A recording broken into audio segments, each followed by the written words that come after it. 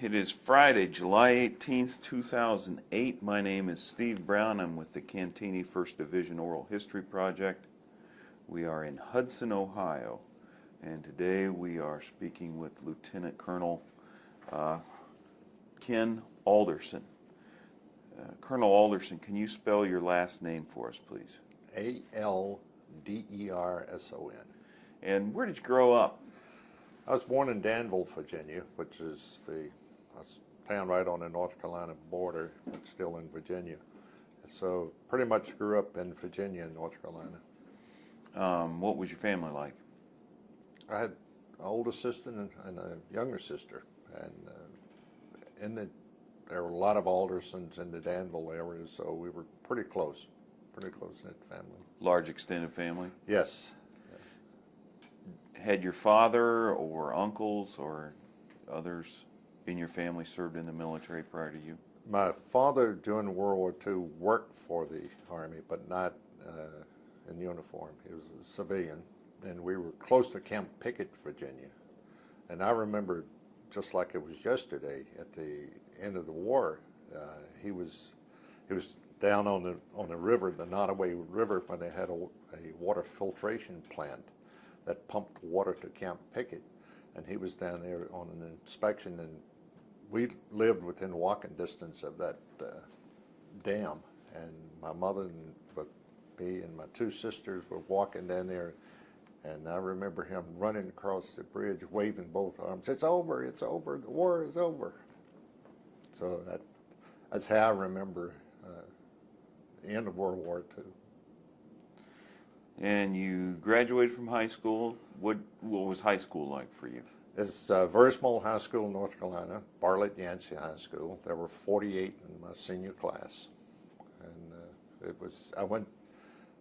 I joined that high school from Downriver High School in Virginia in my junior year. So I ended up playing all the sports at Bartlett Yancey. So. Okay, and then you went to school. Then I went from there to the University of North Carolina and spent 1 year there. And what did you do after that? My father had transferred jobs, and he moved to Nashville, Tennessee, so I decided to be closer to home, so I left school and went to Nashville to live with them. And I went to Drones Business College, where I played basketball there for 1 year. Okay. Why did you join the military? It was, I guess, adventure, excitement. My buddy and I were always looking for something to do. Legally, we never got into any trouble, but we'd like to do crazy things, and we wanted to join the Airborne. So we would see the school where I was just a short distance from the recruiting station, and we would see the recruiters there from 101st Airborne Division wearing the spit-shine jump boots and the cap, overseas cap with the glider patch on it, and we said, hey, that's it. So we walked down one day and joined. They would have been about an hour from Fort Campbell, Kentucky. Yeah, yes, probably a little farther maybe, then before the interstate. Okay. How old were you then? Well, below drinking age. Okay. What year was it? That was in 1958. 1958. Yeah. So you embarked on a course of adventure that took you where? Well, the recruiter took us said he was going to drive us to Atlanta, which is the main induction station. So I guess he got tired of the drive on the way down, and he stopped and put us on a Greyhound bus, and we went the rest of the way on a Greyhound bus. So, and we spent the night there, and then from Atlanta we went to Fort Chaffee, Arkansas, by bus and by train. What did your family think about you joining the military? I guess mixed emotions. My mother wasn't too keen on it at all. So. How did she react? But you know, I had an uncle who was in World War II, who was wounded in World War II pretty bad. And I had another uncle who was in after World War II, but it just spent a short time in the Air Force. And another uncle who was in the Pacific during World War II. So they kind of said, hey, that's the best thing for him, let him go. So Were these your mother's brothers, or no, all by your father's brothers? That was my mother's sister's husband, two sisters' husbands, and my father's youngest sister's husband. Okay. You take the bus to the induction center. You got to stay overnight in the bus station. Did I understand that correctly? No, we got in late in Atlanta, late at night, in the induction station. And got up the next morning and... Got up the next morning and things were kind of not like whole civilian life, but they were tolerable, I guess. So something to get used to. Well, let's talk about your transition from being a civilian to being a soldier. What was that like for you?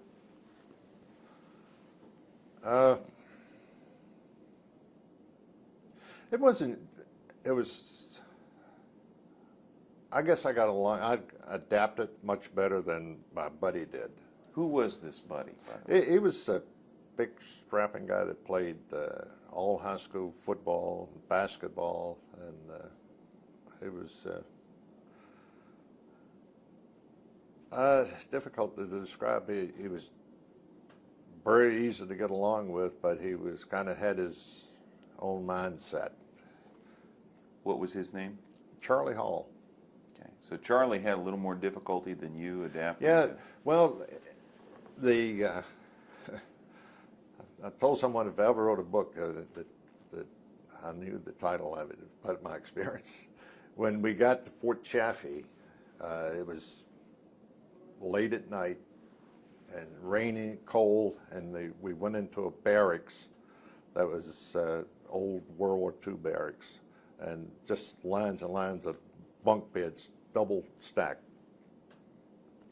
And we were both on the bottom bunk.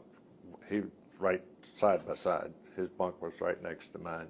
And I remember the cadre sergeant that was in charge of whatever. All of a sudden, it seemed like in the middle of the night, and the lights came on. He started screaming and yelling, "Out of those beds, out of those beds!" And Charlie Hall, I was laying in the bed, and he just rolled, sat up, and threw his feet on the floor and put his arms on his knees. Said, "Kenny, we up." So I decided if I ever had to write a book, I would title it. That would be the title of the book.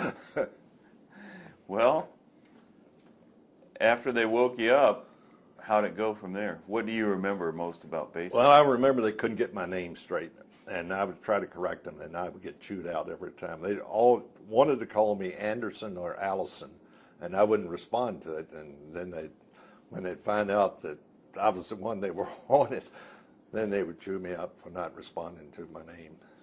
So, how long did that go on? well, throughout basic, I mean, I was always ready for that. So. Okay. And the other thing in basic, having a name starting with A, you were always first on the duty roster, even for short tours of duty, and they'd start over again for something else, so you were habitually first one out. First for KP. For KP, for guard duty, for cleanup details. So. What's the most important thing you learned in basic? I came from a small, close-knit town, and I didn't know anybody outside of, us country folks. And the thing I learned about, other people, because in advanced basic, we had a TV producer who was drafted, and we had everybody. I mean, we had some poor guys from New Orleans, not New Orleans, but Louisiana, who could barely write their name. So we had the whole spectrum of the cross-section of the country, I think. And that was very educational in what we learned there. The policies of integration had just been recently started at that time. You came from the South. Yeah. What did you observe about that? I'm glad you mentioned that. When between basic and advanced basic training, we had a short break, a leave. I think it was 10 days, maybe 2 weeks, that we'd go home. We left basic. We had Charlie Hall and I and someone else and another out of our platoon who was black. And we traveled by, let's see, we left a bus from Fort Chaffee and went to Memphis. We got there early in the morning, about breakfast time, and we all hit out and said, well, let's go get something to eat. We got some time. We were going to catch the train to Nashville. And we were walking down to the restaurant, and we started to go in there, and he said, well, I'll catch you guys later. Who was this? This was the soldier with us who was black. Mm-hmm. And I said, why? Where are you going? He said, I'll go someplace else. And they had the big sign up there, whites only, even then. And I said, we all refused to go. We didn't go, and we went where we could all go. So that, it never dawned on me. I went to an all-white high school, and there was an all-black school in the same area, but I never thought about it until that's when it really hit me. I said, we were together doing basic, doing the same thing. Everything was the same, and then all of a sudden it came to light. So that. What were your thoughts at the time? I just thought it was crazy. I couldn't understand it. I'd never thought about it before, but until then, because it had never affected me, I guess, until then. Okay. You went home for this leave. Yes. And then, what was it like at home on leave? I think we were out every night. Charlie Hall and that. Yeah. Where did you go after you got back from leave for your AIT? Went back to Fort Chaffee for advanced artillery training, and that's when we actually trained on the 105 howitzers. So you knew 105 howitzers. What else did you train on? Well, on the small arms, there's supporting arms at 50 caliber and the machine guns, and as well as on individual weapons. How long did that training last? 8 weeks. What did you learn there? What sorts of things? Learn how to drive a truck. And other than the artillery training, that was about it. Nothing. Load, fire, range? Well, we rotated through all the crew positions on the gun, as well as we were exposed to fire direction center training, so we'd know what that was about, but we didn't get any specific training in that. In fire direction? Yes, yeah. Okay. Where did you go after that training, advanced artillery training? I went to Fort Bragg. We both went, my buddy and I both went to Fort Bragg. Charlie's still with you? Still there. We were split up there, though. He went to, I believe, the 503rd Parachute Regiment, and I went to Troop A 17th Cav, which was a reconnaissance for the division. What were you doing at Fort Bragg? We had the reconnaissance unit at that time had jeeps, with gun jeeps, with machine guns mounted on them. 50 cal? No, 30. And there was, let's see, 1, 2, 3, three-man section, I think. 3 on each jeep. And our mission was to scout out in front of the division lines and collect intelligence, gather intelligence, and report. Seek, find, and report. What did that involve? We did a lot of training at Fort Bragg. I never, I wasn't there long enough to go on any operations. They had operations in Panama and Alaska that they would jump into, but I never went on into those. While I was there, there was the Lebanon crisis came up, and we loaded for that, but never moved. We loaded their alert bags, A bag, B bag, and moved out to a marshalling area and sat there for a day. Did you know where you were going or possibly going? Not officially. Unofficially, we heard about Lebanon. Okay. Did you go to jump school while you were at Fort Bragg? Yes, we went through, we were one of the few units that went through. What I mean by that, went through as a unit, because they had just gone through a reorganization. Fort Bragg had, 82nd Airborne Division had, and we went, most of us, except for the NCOs, were new. So we went through as a unit to jump school at Fort Bragg. How many of you was that? Oh, I don't know, maybe 100. Okay, so a company size unit. Yes, yes. Okay. How'd that go for you? Oh, that was the roughest training I've had to that date. What was rough about it? We were trained before we got there. I mean, physically, we would do exercises a couple of times a day and runs, and that didn't bother me that much. What bothered me is the continuous strain on your joints and things. I know both of my knees were sore from going through the training apparatus, but What training apparatus? the swing landing training. I think when you hooked up on a platform and you swung out over a sawdust pit, and you let go. You don't know at what angle your body will be, whether your feet would be out in front of you, behind you, or below when you're released. And the training is to teach you how to do a correct parachute landing fall. What's a correct parachute landing fall look like? I believe it. 5 points of contact: your toes, your calves, your thighs, your buttocks, and your push-up muscle, your shoulder. In that order? Yeah, that's completely relaxed. So you felt like you got kind of beat up in that? Well, not beat it. I mean, I was almost at my limit without doing some serious damage, I think, to muscles and tendons and stuff. But I made it. I was injured on my last jump, but recovered from that. So How were you injured? back injury. What happened?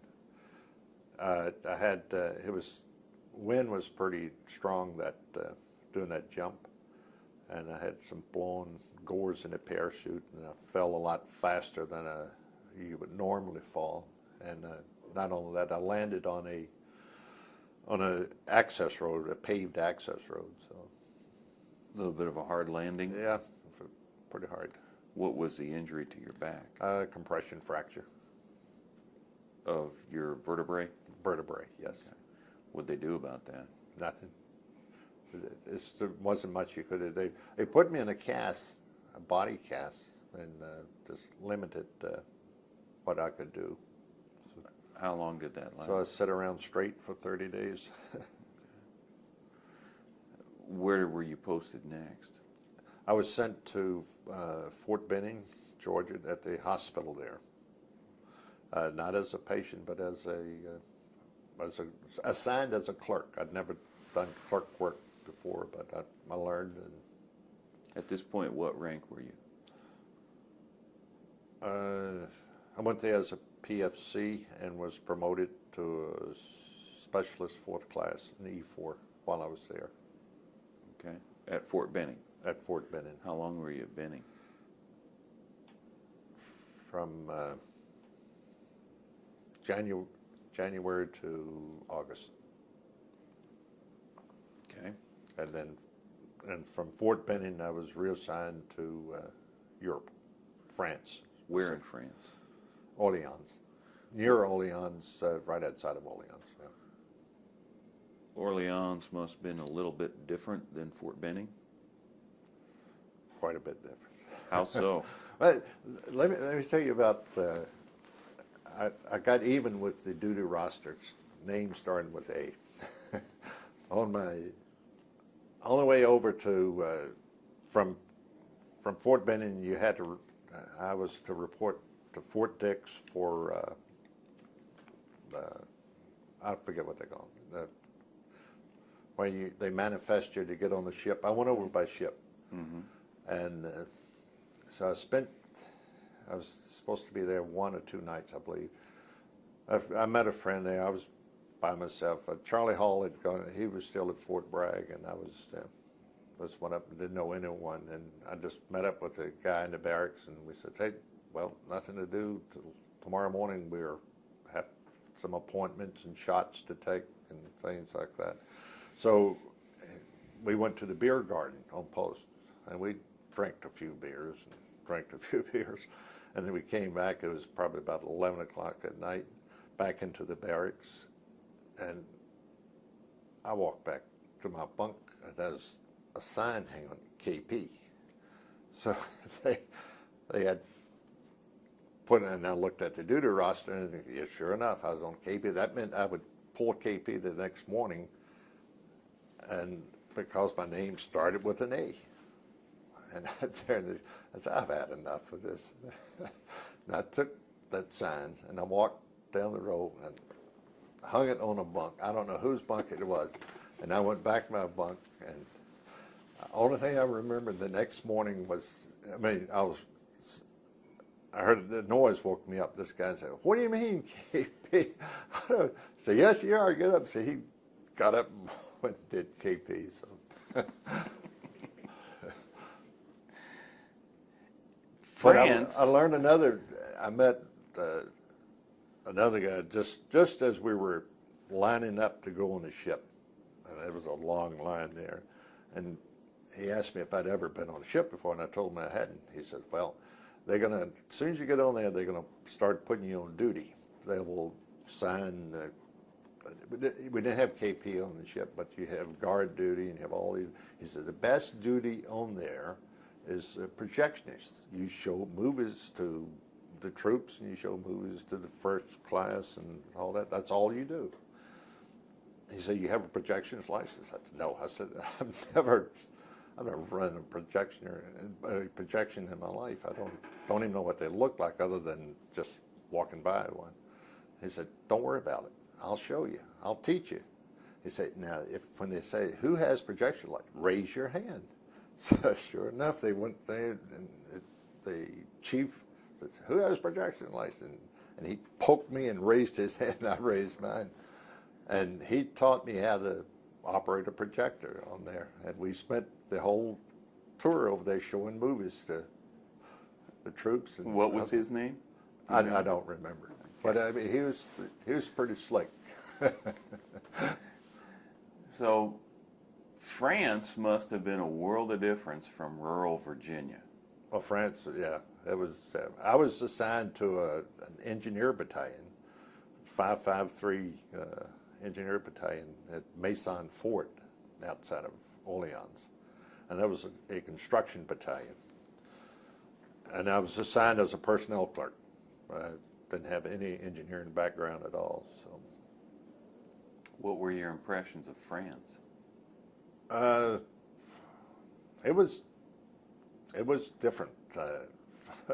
The lifestyle there, everything was just different. But I liked it. I liked different. What was different about it? Well, like I said, the lifestyle. Not everyone had a car. There was a lot of people riding bicycles, a lot of people walking, and the stores they weren't in the supermarket, so everything was with little small shops that you'd go to. What about the pace?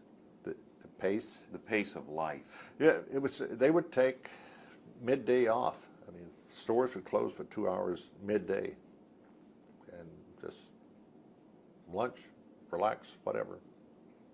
How long were you at Fort Mason? Let's see, I was there, trying to figure my total time. While I was there, I worked for a warrant officer, a CW4, who had been in the Army a long, long time. And he did two things. One, I was probably drinking too much French wine, and he counseled me on that and set me straight. He really did, and I listened to him. And the next thing, he kind of says, "What are you going to do with yourself? I mean, you're going to make the Army. You want to make the Army a career, or you want to get out? You need to be working for some goal, objective, other than what's going to happen tonight." And I wasn't sure. I said, and my enlistment was coming up to get out. So I extended my enlistment 1 year rather than get out. I said, I'll take a year and think about it. So in the meantime, I was promoted to E5. Oh, one thing, he challenged me. He told me, because he'd been in personnel all his life, he said, when I was a young personnel clerk, I knew every soldier's serial number by memory in our battalion. I said, wow, that's... How many numbers were there in a serial number? Well, I don't know, but I mean, I just knew there was 400 and some in the engineer battalion we were in. I said, how in the world could he do that? So I said, I'm going to do. So I set out not to remember serial numbers, but I would remember saying, I ended up knowing everyone's the deroast date, the rotation date they were eligible to go back to the States. I knew everyone's grade, their rank, and and I knew a lot more about just from memory. And I told him about that. And he said, well, I just kidding. He said it was easy back then because the unit I was in, they were all drafted and numbers were consecutive. Well, anyhow, it was a good exercise. Did you ever use that exercise later on? It was very helpful. I mean, it was. I got a lot of respect for it from others outside, by just knowledge. They figured I knew everything about personnel and everything about that folder just from memory, and it gave them the feeling that I took personal interest in them because I knew so much about them without having a record in front of me. Did you utilize that later as an officer? I've used it a lot, yeah. Okay. What was that warrant officer's name? Real. Okay. R-E-I-L, I think. Yeah. Can you explain the function? What's the difference between a sergeant, a warrant officer, and a second lieutenant? Okay, I'd say sergeant is a non-commissioned officer, while a second lieutenant is a commissioned officer. And theoretically, a second lieutenant holds a higher status as a commissioned officer than does a sergeant major, who's a non-commissioned officer. And I mean, that's a straight line difference. There's a lot of other differences.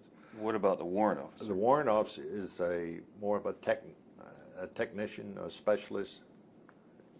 He's not a non-commissioned. He's not a commissioned. He's a warrant officer, but he has officer privileges back then, as far as going to the officers' club or getting the same privileges as an officer. You said something very briefly. You said, theoretically, the sergeant major doesn't have the status of a second lieutenant. Why did you say that? I said that because in real life, a sergeant major carries a lot more power than a second lieutenant does. How and why? When I said he has more status, I didn't mean that he has more power, more influence. It was just the status, commission, non-commissioned status. How and why does the sergeant major have that influence and power? Actually, Well, the sergeant major, to be a sergeant major, first of all, you've got to have, you accumulate a lot of years of service to have a rank of an E9, because that's the highest rank you can hold. A second lieutenant is the entry level into the commissioned officer, so there's a great variance in experience there.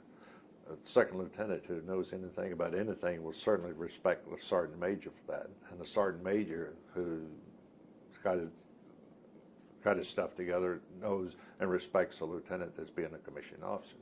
Based on his position? Yes. Okay.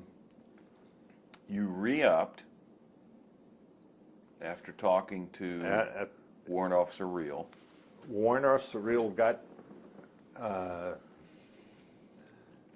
not sure if he put me in contact. Someone was looking for a position, to fill a position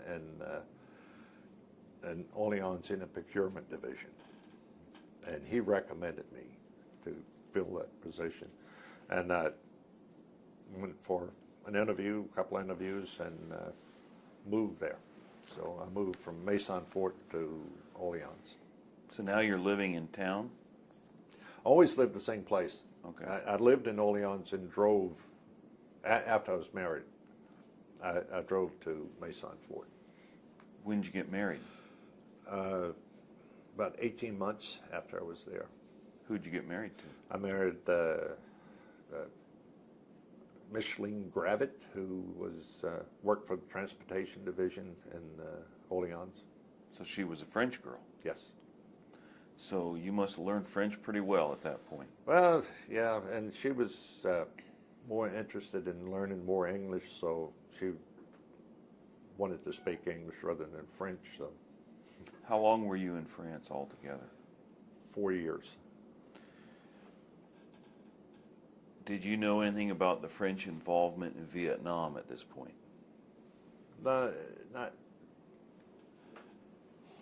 other than just mention it from, just hearing about it from her family. They would mention the French Indochine, Dien Bien Phu. What about Algeria? That was a hot subject when I was there. I mean, that was a lot going on with Algeria when I was in France and Orleans. What did you do in your procurement position? I was pretty much I was the only military in the division. There was one civilian, Department of Army civilian, a GS-14, who I worked for, George Foster, and the rest were French nationals. The procurement specialists, clerks, agents were all French nationals. How long did you stay in that position? 2 years. And then what did you do? From there, I applied for infantry officer candidate school and was accepted. And from there, I went to Fort Benning, officer candidate school.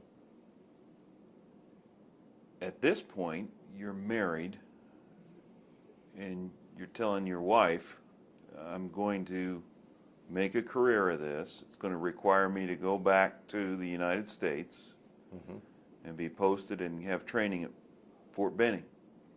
Yes. What are her thoughts on that? She very supportive. She was anxious, eager to see the United States. She stayed in France until I left in July, and it was 6-month OCS, and she came in December. After in OCS, after you turn blue. When you turn blue, that's your final weeks, and you have more privileges, and you could weekends and some evenings you could leave post. So that's when I just told her, you need somebody with you when you come to the States, and there's no way I could spend any time with you. So, and that worked out. Where did she go? Where did she stay when she? She continued to work. But I mean, when she came over, when you went blue, she And you were able to spend, where was she living? My roommate had an apartment. He brought his wife down, and she shared the apartment with my roommate at OCS. Okay. And you completed OCS when? February. Did That you was get a February leave? '63. You get a leave then? After OCS, yes. Take your wife home to meet the family at that point? Yeah. Well, actually, she met them. We had a Christmas break, and she went to meet them then. Christmas break. So you completed OCS. What was the difference? What was the most important thing you learned in OCS? I put it very generally, how to be a leader, what a leader is. What do you think are the most important traits of an effective leader? You've got to know your men.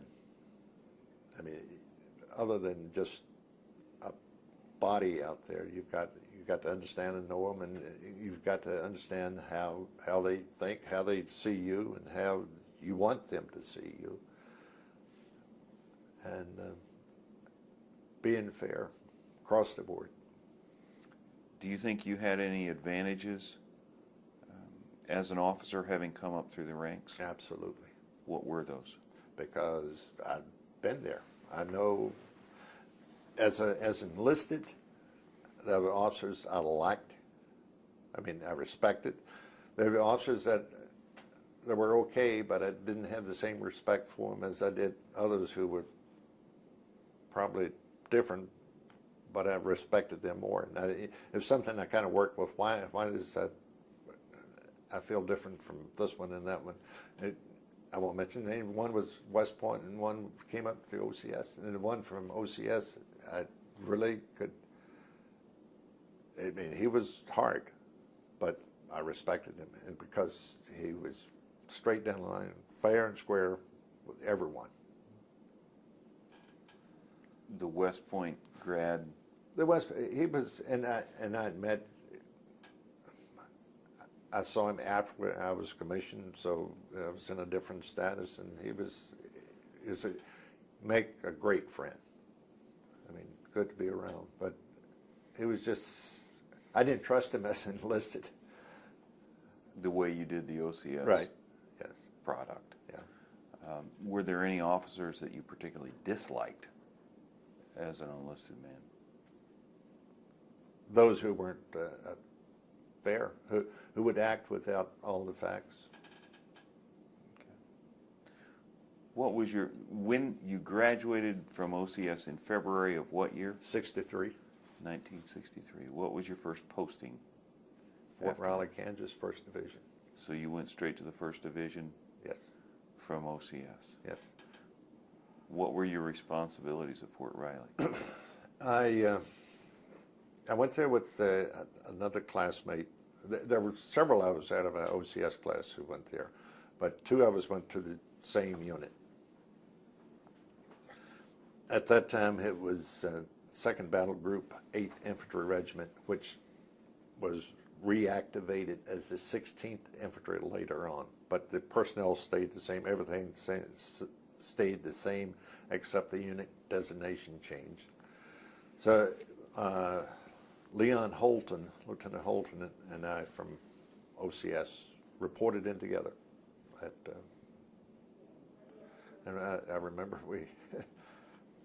we got everyone's attention when we first reported in. We went in early, of course. We weren't supposed to report, I think, to 9 o'clock or something at division headquarters for an assignment. And we went in early. We said, well, we'd go to the snack bar and get some coffee and talk before we went in the snack bar in a uniform, and everyone was looking at us. What? I just felt, I said, well, what's going on here? Found out later that there was a general there. Snack bar 6, and officers were not to be in snack bars. And he would come in and patrol the snack bars to find officers. So it was fortunate that it wasn't his day to be on patrol. He probably cut us some slack, though, because we had just walked in. What did your wife think about Kansas? Well, her first thing was Tampa de Sable, windstorm. And What's that's that? what she had heard about it. She said she, I guess, had read and nothing, but they all had just blowing sand in Kansas. But she was, she thought Junction City looked like a cowboy town, and probably did, pretty much. But she liked Junction City. She liked the States. I mean, that was taking a right to the grassroots and in the middle of Kansas, and small town. But she got along very well. Good. What were your responsibilities at Fort Riley? I was assigned to Company A as a weapons platoon leader. At the time, there was no other officer platoon leaders in the company. They had started to build, the battle group was building up, and I was the first officer platoon leader, but they got for some time. And I was weapons platoon leader is usually the senior platoon leader in the company. Since I was the only officer, I got the weapons platoon. What's a weapons? Weapons platoon, we had 4 81 millimeter mortars and 2 106 recoilless rifles, anti-tank rifles. So it's an they're artillery. mounted on a Jeep. No, it's a direct fire weapon. Okay. What about the 81s? The 81s was more like artillery. Yeah, they were. So that was the reason you were given that position? No, that wasn't. I think it was just that we're going to start building. We're going to put the first officer here. So this is kind of a transition. What was the transition like for the company? Another reason I think I went there because they were doing okay. The company commander was satisfied with the leadership of the rifle platoons, the 3 rifle platoons, as having sergeants as the platoon sergeant and also as a platoon leader. His probably the weakest platoon was the weapons platoon, and that's the reason.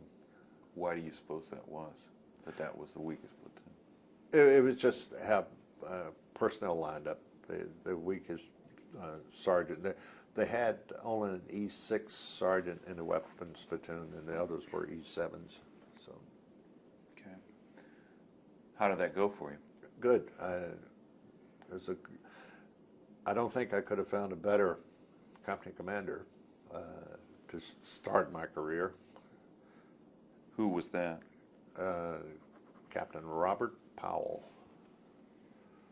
And I used to, when I'd go to the club at night after work or something, I would get sympathy. People say, "Oh, we feel so sorry for you," because he was a hard man. He cut nobody no slack. But that was easy for me because you don't expect it, you don't get it, and you're not surprised. So you do your job. And how long did you remain in that position? I was there. We would. Reason I said we start building up. At that time, the First Division was in long thrust missions. A battle group would go to Wildflicken, Germany for 3 months and then spend 3 months in West Berlin. They train in Wildflicken, which was close to the East German border, and then they would train in West Berlin. What were you training for? For a European battle engagement. Confrontation with the Yeah. Warsaw Pact? Yes. Yeah. And we trained when I went to to A Company, and that's what the training we were building up to. We were the last battle group to go from Fort Riley. So as the other units would come back, we would get some fillers from them. And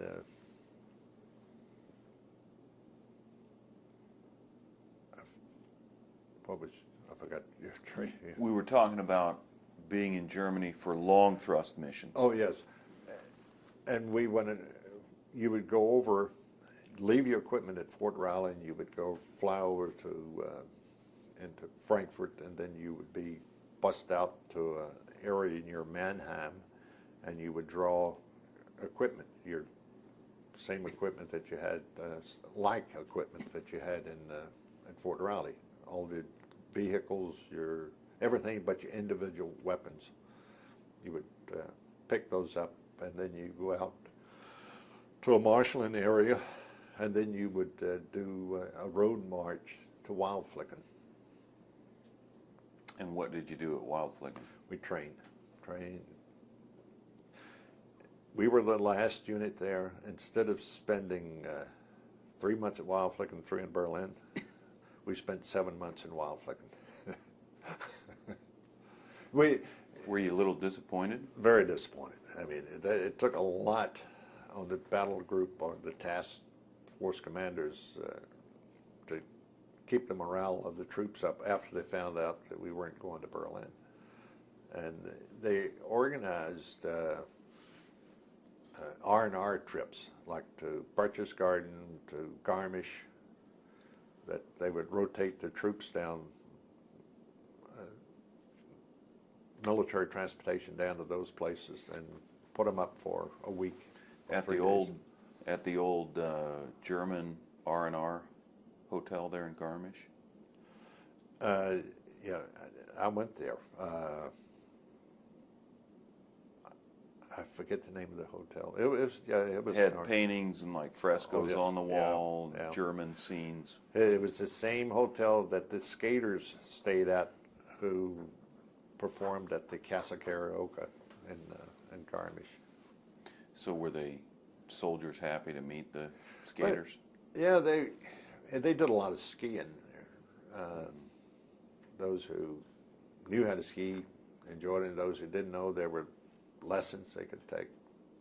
And I'm trying to think if there's any other R&R places. I'm sure there was a lot of liberal weekend passes to Frankfurt and other places in Germany. Okay. So you spend the 7 months there.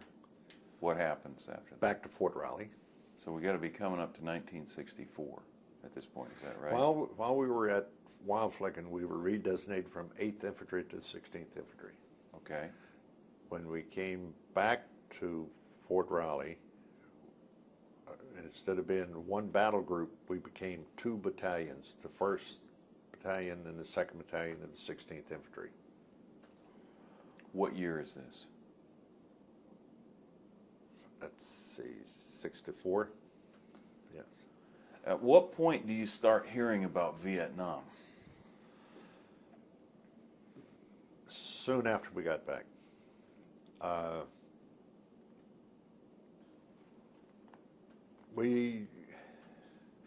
training shifted, you know. I'd say we were looking for a European theater tanks and all when we were going on long thrusts. Then our training shifted from that to more jungle warfare. We did some major operations in Missouri that were strictly jungle warfare, although the jungle didn't resemble anything like Southeast Asia. It was just wooded area. What kind of shift in thinking did that require of you as a junior officer?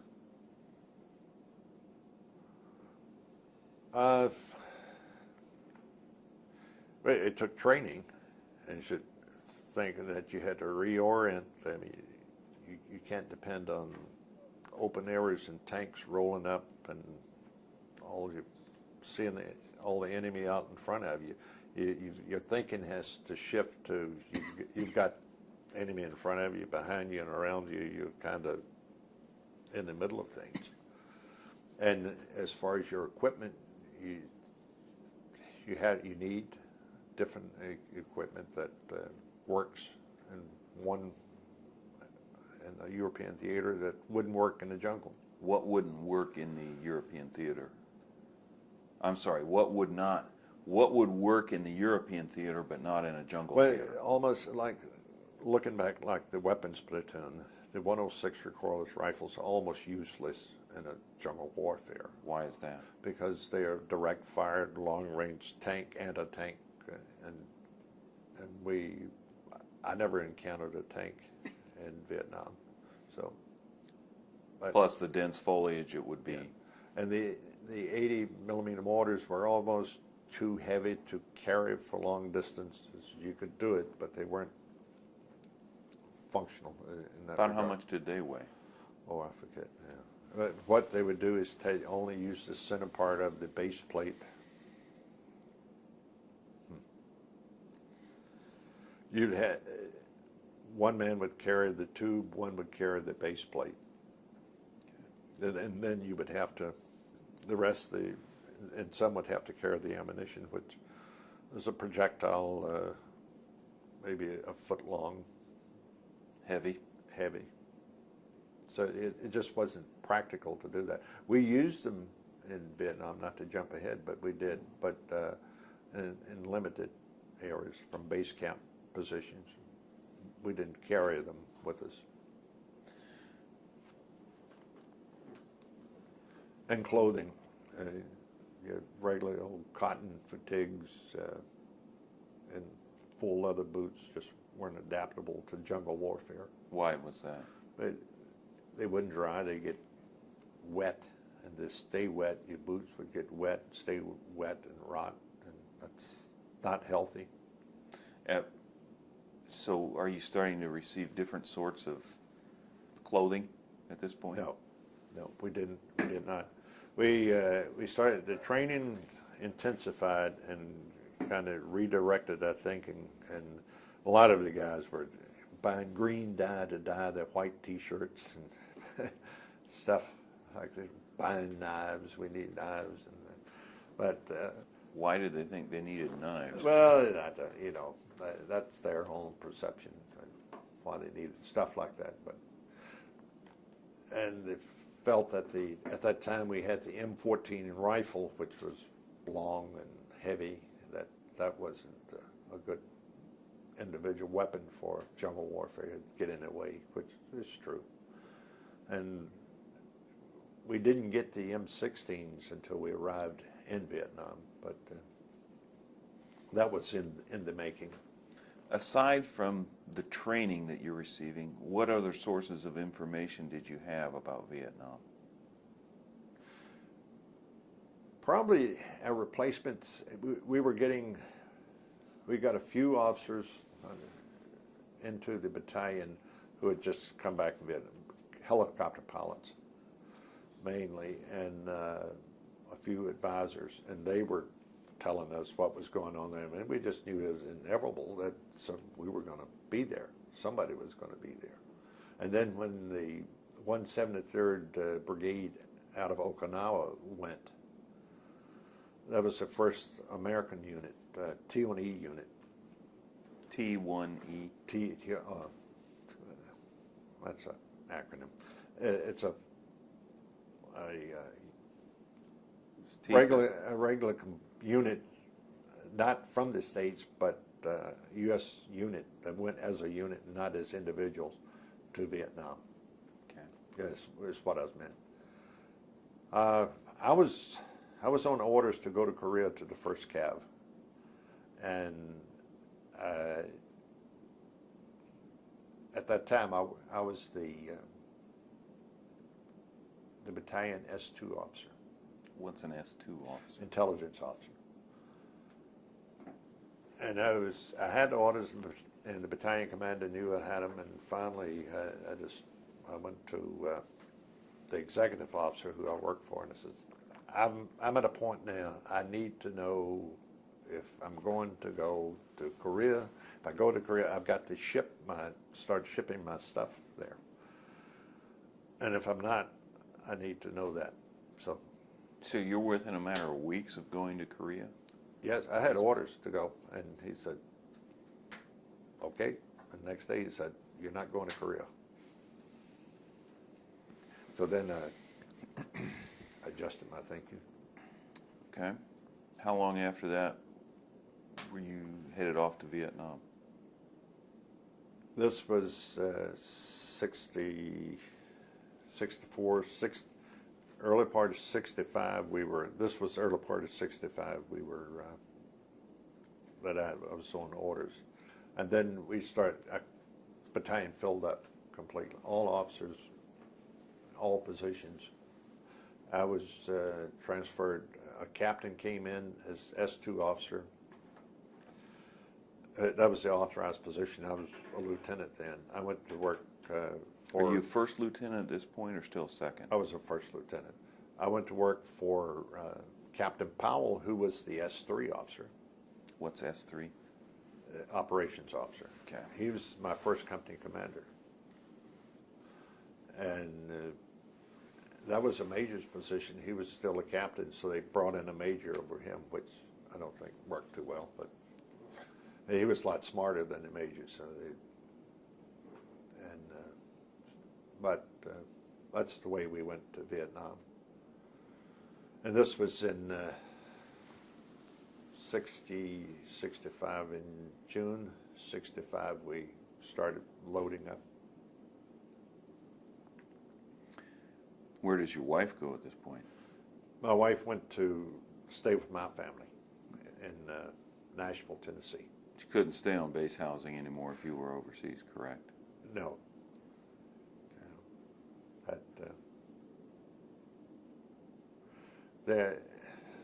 I think the Air Force had some place near Fort Riley that they did that, but she wouldn't want to go there anyhow. But they left the housing open for wives. You went over as a complete unit? We went over we were the first, we were in the 2nd Brigade. 2nd Brigade was the first unit from the States to go to Vietnam.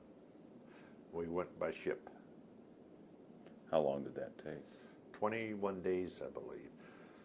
Actually, it took that long because we stopped, we let off 2 battalions in Cam Ranh Bay, which is but midway up South Vietnam, and then spent the night there, and then we went around to Vung Tau, which is the tip of Vietnam. That's when we got off.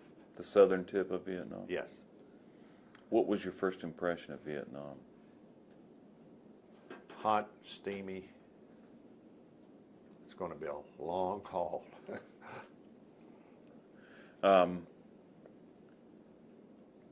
Where did you go from there? We went from Vung Tau on, let's see, we flew C-130s, yeah, up to Bien Hoa. From Bien Hoa, we went just outside of Bien Hoa, which was an old Vietnamese Army rifle range that used to be.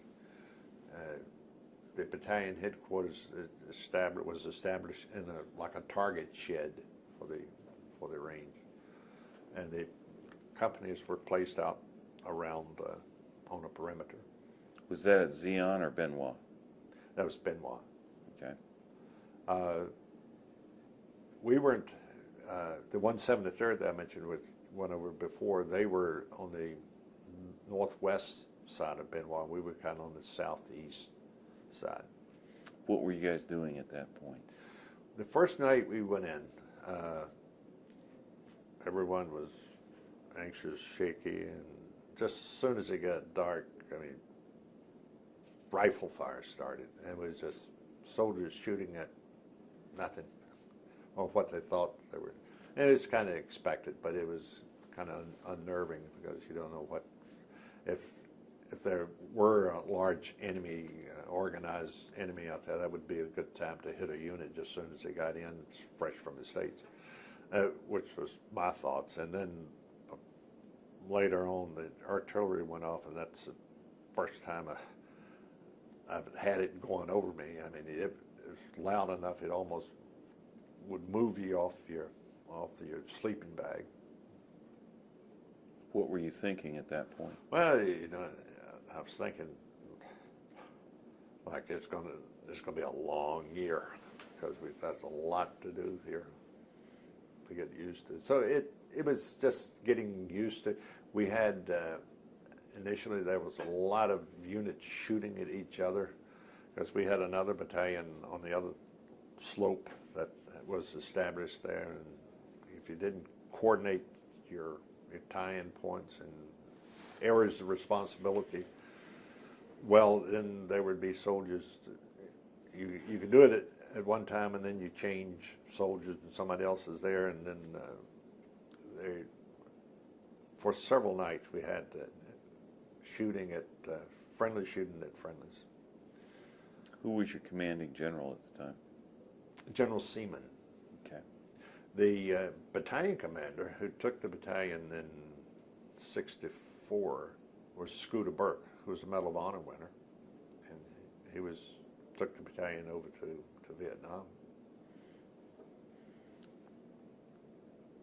What was your mission in the 2nd and 16th? You were with the 2nd and 16th, correct? Yes. What was your mission at that time? Our mission was the same as all of the battalions, to conduct small unit operations and seek and destroy, find the enemy and destroy them. How did you accomplish that? I was still working in operations at the time. My daily task was to organize or to establish locations where patrols should go out. Squad size or larger patrols would walk out from the battalion base, and mid-afternoon the patrol leaders would come in. I would brief them on where they had to go and location and call sign and coordinate all with the operations. And they would go out, and when they'd come back, they would report. We started heliborne operations when we'd take the larger units out by helicopter further out and do the same thing, patrol. And then eventually we worked up the larger size units, and then the company would go out, company size. Company units. strength? Yeah. Would go 100 out to on 130 men? Yeah. Okay.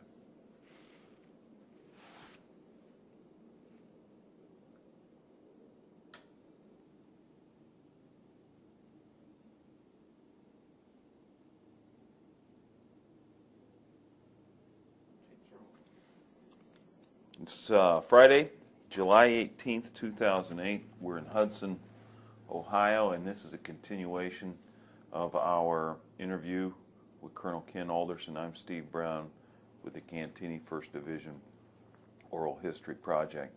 Colonel Alderson, when we left off, we were discussing your initial responsibilities with the 1st Division, the 2nd and 16th, in obtaining and assessing intelligence as it would come in. I'd like to go back to that. How did you assess intelligence as it was coming back in? Coming back in from the patrols? Or? Yes. But first of all, we would send the patrols out based on intelligence that we received from operations, and that would come from the advisory groups or from MACV headquarters down or from adjacent units, possible VC or NVA sightings, or perhaps a base camp. And we would send patrols out based on that intelligence. How large were these patrols? Squad plus size, so it was maybe 8 to 10 probably, usually.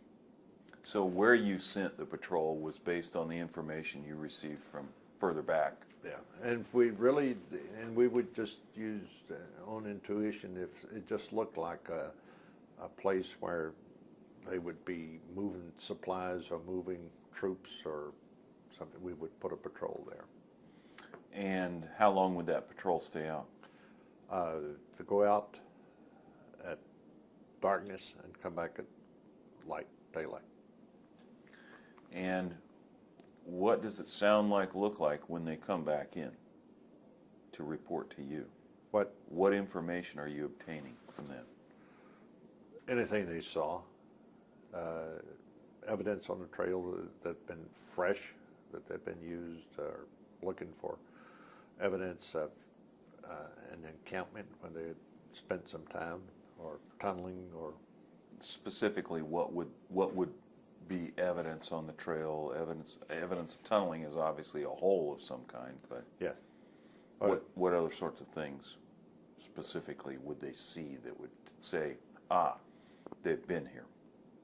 Well, of course, traffic on the trail that is worn down, that it's recently been used, or the branches been broken, bent, cut, foliage.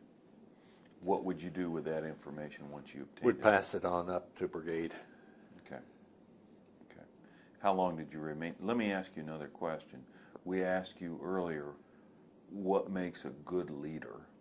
I'd like to know, in your mind, what makes a good subordinate officer? I'm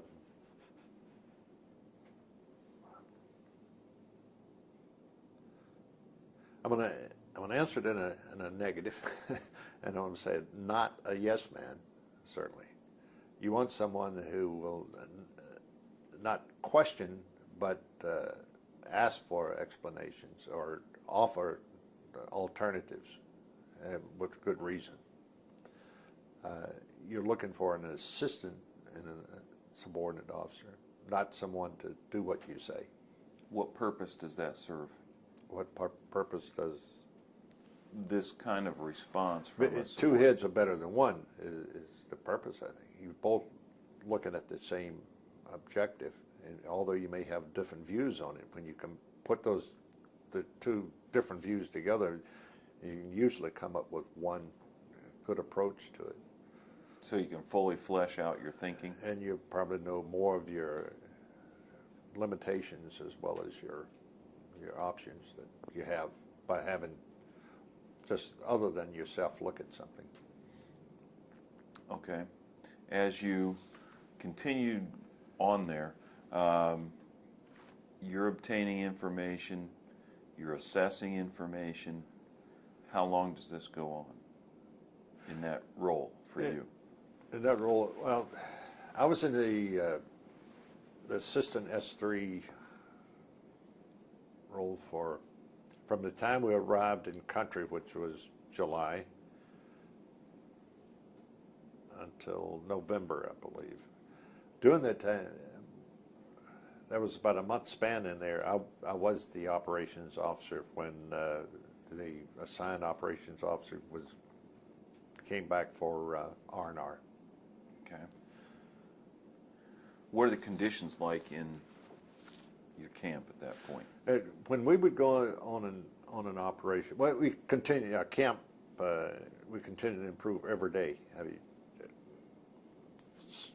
probably the first 30 days when we were there, most of our effort went into building the base camp, building bunkers, sandbag bunkers, clearing fields of fire, moving out in front of us, and building facilities, latrine facilities, mess hall facilities, pouring concrete pads that would put tents up on. So that initially, that's a lot of effort went into doing that. And then when we started moving out on company and battalion size operations, we would take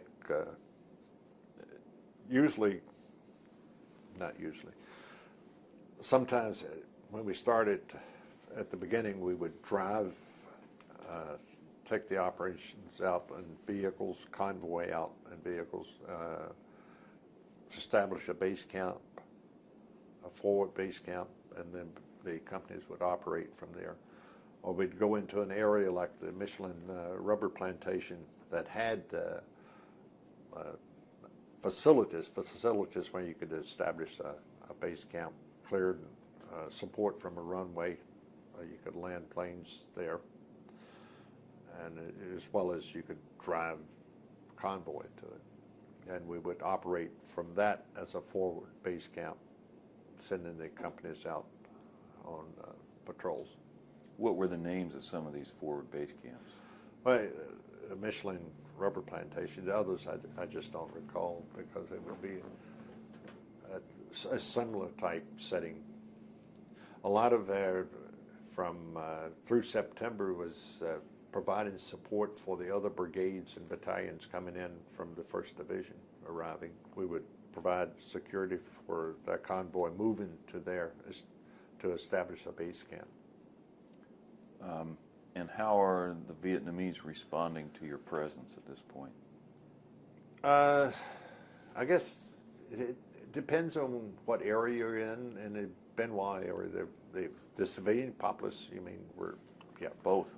were appeared to be open, but they would also take advantage of, not take advantage, they'd look at that as an opportunity for the entrepreneurship on shops and things, and looking for the soldiers to buy things. Did you have much interaction with Vietnamese people?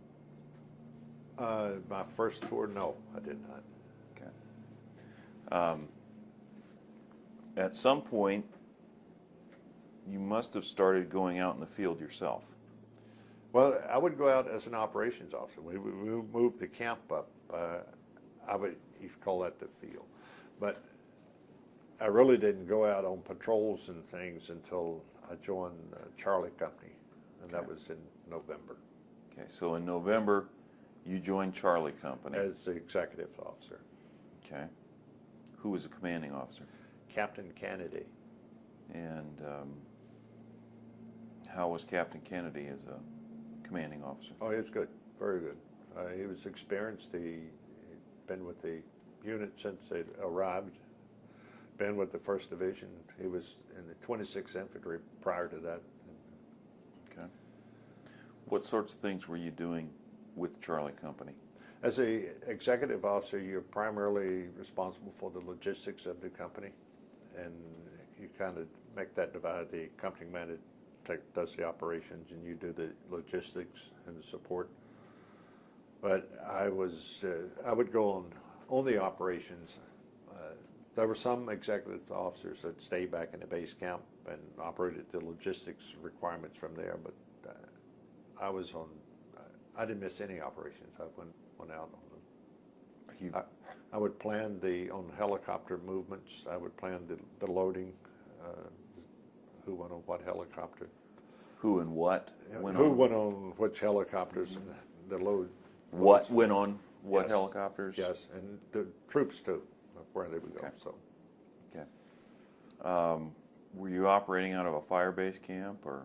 we would go out on helicopters, landing zone, and then move out on our mission. Our mission was usually to land in an LZ and then go conduct company patrols in a specific area. Okay. And What was that like? it was hard. I mean, it was you're carrying about 40 pounds of rucksack equipment. That's what I carried, an average of 40 pounds. The command group consisted of the company commander, 2 radio operators, and myself and 1 radio operator. And How much did you weigh when you went to Vietnam? Do you remember? I weighed about 165 when I came out. When I went over, I probably weighed about 190. Okay. When was the first time you were engaged in combat? Do you remember? Under enemy fire? Yes. I don't think it was. If you're starting to go out on operations in November. Yeah. We would get some small fire. I mean, nothing significant for just about on every operation. Mm-hmm. What we encountered would probably be it was a small unit or a recon unit, BC recon unit, or sniper or something like that. We really didn't hit anything big until April of '66. Okay. Were you taking casualties during the time period Yes, prior to April? Yes, we were. When was the first time one of your men died? Do you remember? I don't remember. I remember not in our battalion, but this was in October. Lieutenant Holton, he and I came to the division together. After long thrust, he went to the 18th Infantry, and in October he was caught in an ambush and killed, and that was pretty difficult. So. How did that affect you? Well, initially I was saddened, and I knew him and his wife. He had just got married before he came over, and I didn't know his family then, but since I've been back, I met his family. So.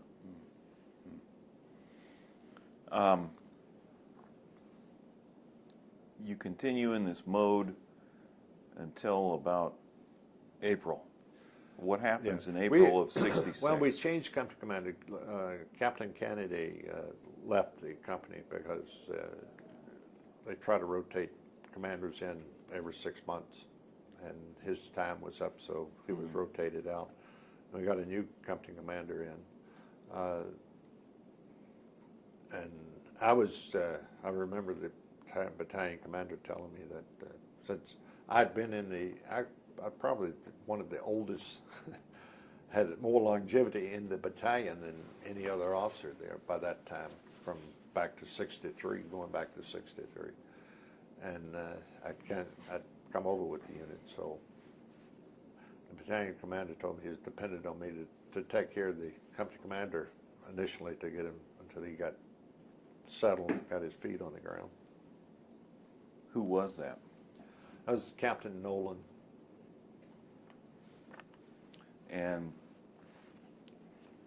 Captain Nolan comes in about when? Do you remember? It's March, maybe. How was Captain Nolan? He was new in country, very sincere, very religious officer out of Citadel. Of course, this new in country is of course first combat experience, exposure to combat, and he was very open to suggestions and whatever I thought or someone else thought, he would listen to. Where was he coming from? If he was a captain, he must have been in for a while. He had, yes, and I don't remember his last duty station, but it was in the States someplace. Okay. Okay. April 1966. Anything important about that to you? A lot, yeah. We'd been on a few operations with Captain Nolan before then, but nothing significant. And we went on this was a division-type operation where the division sent brigades out, and brigades sent the battalions out, and battalions sent the companies out we were looking for a significant size VC or NVA unit. We'd always operated under the premise that you'd be self-supporting, that I don't think division would put any company out or any unit out that they couldn't support with indirect fire, air, or reinforcement from the ground. And we operated on that premise. And even though in the company-sized patrols, our companies were close enough that they could move to support the others, but it would take time through the jungle. We went out and we operated in one area for several days and nothing, and then we moved to another area, and this was on an Easter Sunday. I remember the chaplain coming in. We had a company base camp. Chaplain flew in. Do you remember who the chaplain was? Rotifer. Okay. He doesn't live very far from here. And had services for whomever wanted to attend, and left. And soon after that, we had a site. We we're in a command meeting, that's what it was, going over the operations order for the next day. And someone called up from one of the units and that they spotted some VC or movement. And we sent the platoon leaders back out to the platoons and looked. And I went to the second platoon, that's when they were coming up from. And sure enough, there was 3 NVA VC walking in the opening towards us. Obviously, they hadn't seen us, didn't know we were there. And about the time I told Lieutenant Libbs, who's the platoon leader, I said, "Don't tell them to hold their fire. Don't shoot." They were within range of a machine gun, but they were coming closer. So I started taking them under fire way out. And about the time I said that, The order didn't get conveyed before somebody opened up? They opened up, and it was, they killed 2, and 1 got away. I mentioned, I said, we're going to live to regret that the 1 got away. Did you? Sure did, the next day. So that was Big April time. April 10th? That was April 11th. Okay. That was the 10th, and the next day was April 11th. We moved out on a march. And it was pretty typical. About mid-morning, you could see evidence of old tunneling that had been used before, destroyed, caved in. Where were you? Is this Loch Ninh? This was about 40 miles east of Saigon. Okay. Is it Loch Ninh? No. Okay. No. Cam Mai. Yeah. Okay. And as we moved on, we started picking up sniper fire, which is, that's happened before. We never had, that's kind of expected. And then as we moved, we weren't moving very fast because of the jungle, but as we moved farther, then there was more sniper. And then from the other end of the company, and then it just got intense. I mean, it was more than a sniper. It was like a small ambush. And my first thought was, they probably don't know that we are a company. It's just they just see part of the company and think it's a patrol, so they're trying to ambush it. They wouldn't do that with the company. And then on the other side, this doesn't look good. And we start picking up casualties, pretty heavy. Are you receiving anything other than small arms? Or are you starting to receive mortars, artillery? No, small arms. Okay. And I was talking to Nolan and said, well, we should move out of here and regroup so that we find out what we've got and assess what we've got, what we're dealing with.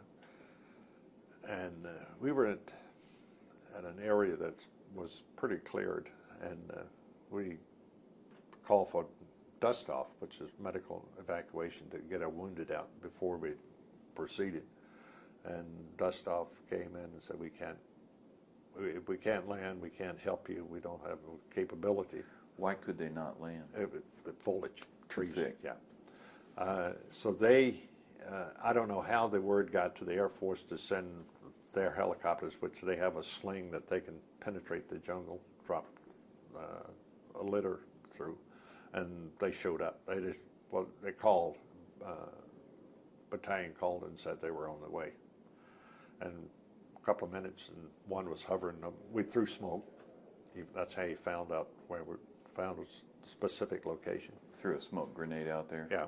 And the litter came down through the jungle, and we'd never seen one of those things before. We didn't know how you're supposed to put a wounded person in it. So we tried. We fumbled with it for a while and sent one up, and finally, when it came back down, it had an airman on it. Came down with it, and he started loading them, and we moved much faster then. Do you remember his name? It was Pitzenbarger. Do you remember how he behaved that day? Pitzenbarger was, when he came down, we were still receiving fire out on the perimeter. He came down, and I kind of shook my head. I said, this guy doesn't know what he's getting into, because he was starch fatigues, Air Force, twin 38s, pistol on each side. Typical, I don't mean any disrespect at all, but it's typically what we would refer to, we the soldiers in the field would refer to as a Saigon cowboy. But What did you mean when you said Saigon cowboy? well, it's just somebody dressed for the operation, but has never seen an operation, never been in one, and never will be in one, but likes to wear the equipment. A poser? Yeah, a wannabe. Okay. Yeah. That didn't turn out to describe him very well at all. So, but he got out. I think we got out 6 wounded, maybe more, and then another helicopter that they were rotating in. There was 2 of them, and I probably got out more wounded than that. It was a slow process because you'd have to lower it, stretch it down, and pull it up while you were receiving fire. And then I was right there with him when he was doing that, helping bring up the wounded. And I was looking. We had a lot of small arms fire, and I looked up, and I could see the prompt blades have pushed back the canopy, and I could see the windshield in the helicopter just crystallized, like when it had been hit by a small arms fire.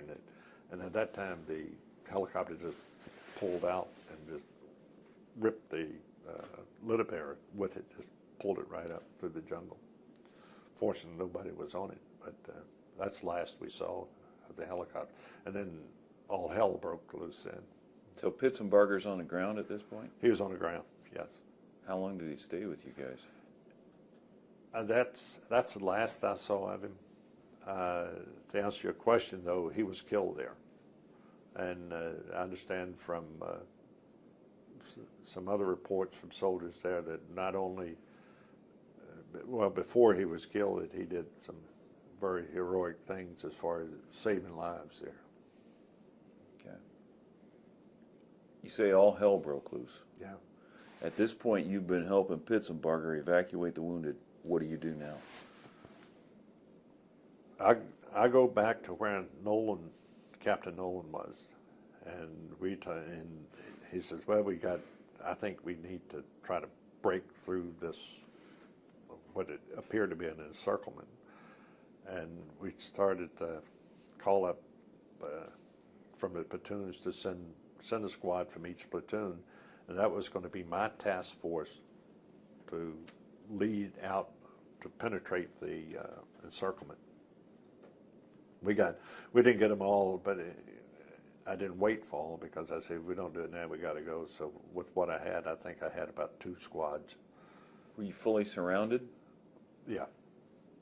But from hearing the reports all around, they were all around us. You were engaged on all sides. Yep. What were you dealing with? Were you VC, North Vietnamese? Well, at first we thought just VC, and then there was spotting of khaki clothing, which meant there was NVA. They were the cadre, or if they weren't a full organized unit, they were the cadre for the VC. So we knew that we were up against probably the best they had in training-wise and military procedures. So you're organizing now this small group of men to try and bust through this encirclement. Yes. What'd you do? We made an effort, and we probably got about 20 meters, and the kid in front of me was hit, knocked down, and we never moved further. What did you guys do? I mean, you dropped. We lay there and fought from where we were. There was ambush in the trees that were shooting down on us. I could tell where he was hit. He was on the ground, and I could tell the angle that the fire hit went across his legs, that it was somebody behind us from a tree, from elevated position. And before I could turn around, my helmet went flying off in front. I got hit in the helmet, but it wasn't penetrated. The bullet put a big gash in it and knocked my helmet off. You're out there exposed. Is everybody else behind you? Are they digging in? Or everyone was exposed. You just lay in as close as you can to the jungle floor, and there's not much to lay behind, and you were covered from above, from the ground. So there's certainly nobody jumping up, giving orders, move here, charge here. So how long did you stay there in that position? We stayed there. You and this small group that's tried to penetrate the encirclement. It seemed like eternity, but it wasn't that long. But I know my radio operator was right next to me, and we got in a mortar attack, and I saw his head was, the way we were laying was kind of at my shoulder level, and I had my head ducked down, so I was looking kind of at his helmet, and I saw his helmet just explode. And when we had a break, I said, I don't want to look, but I got to. And I kind of pushed him over, and he looked at me like, "What are you doing?" So he was not hit. It just blew up. The camouflage on his helmet just exploded, but he didn't even know he had been hit. Wow. So you're radioing back to Nolan? Then at that time, it dawned on me why we were getting so much attention. They shoot at leaders, and anybody with a radio they consider a leader. If you're near a radio, you're a leader. So I told them, get away. I said, we'll go as long as this hand cord will reach, and if that doesn't work, just get away. Nobody I can talk to is going to help. So I pushed them away. Okay. At what point do you pull back? Well, the platoons were trying to get their wounded draw back in from what we called our line. Our line, it wasn't a specific circle line or straight line or whatever. It was just where we could cover with the small arms fire we had. They brought in 250 calibers. I could definitely hear those thumping. The NVA brought in the 50 calibers. Yeah. And that makes what kind of sound? Well, it makes a real dull thumping sound. Thump, thump. So it's lower than small arms fire? And the rate is slower than a 30. Okay. 30 caliber machine gun. Yeah, a regular machine gun. And other than the 50 caliber and the mortars, that's probably the heaviest weapons I think we encountered. We had some lieutenant from 1st Platoon, Lieutenant Crow, had a specific encounter with outside the perimeter. He was wounded very bad. Sergeant Robinson charged one of the machine guns with grenades, and he received the Medal of Honor for that. George Steinberg, George was the weapons platoon leader, but very, very different from everybody else. Kind of an intellectual, and he got kidded about that a lot. But he showed his mettle out there. How? By exposing himself to protect his men. How long did you remain out there before you got back inside the line? Well, I moved things kind of got quiet. So I started slivering back in to see what was going on. First of all, look for my radio operator or get a radio, and I saw at first the only thing I was seeing was dead men. Your men? Yeah, and I didn't know who else was alive. How many were you pulling back your wounded with you, I take it? We pulled them back for the distance that we had gone out. Yes. And then I ran across Sergeant Ferbersky. I think he was from the 1st or 2nd platoon. And we sat behind a big tree and we chatted briefly. And I asked him, I said, have you seen anybody? You know anybody? He said, I'm not sure. I said, well, we'll probably get another, they're going to make a final charge to mop up whoever they think that's still alive. And I asked him how much ammo he had, and so we took ammo and we divided equally. And I said, well, if they come, we're going to be ready. And then about that time, I heard somebody talking on the radio. So I went to that direction. It was Lieutenant Libbs, who had just started talking to Major Underwood in a helicopter. Okay. At some point, Captain Nolan is wounded. He was wounded right after I'd left for that charge. Okay. And I did not run across him again on the ground. Libbs thought he was dead. I asked Libbs, did he know? He said, we thought you were dead, and we think Nolan is. So I said, well, I guess that makes me the company commander. So I picked up the conversation. I started talking to Major Underwood, who's the battalion executive officer. He's in the helicopter. He's in a helicopter. And I wanted to get artillery fire. And I adjusted artillery fire. I think he switched me over to the artillery. It was an artillery helicopter. I believe, because I remember sometime talking to Major Dillon, who was the operations officer for the artillery battalion.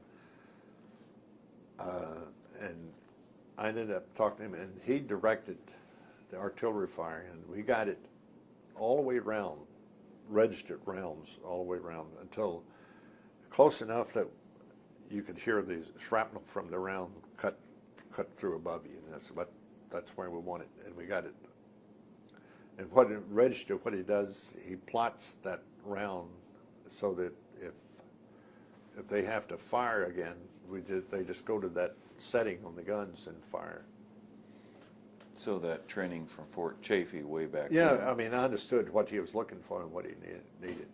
And then it started to get dark, and someone suggested flares, and I said, that's great. Just keep this place lit up. This be daytime all night long, and we were. What was that night like? It was a long night. The Air Force had a flare ship flying around, and they were dropping flares all night.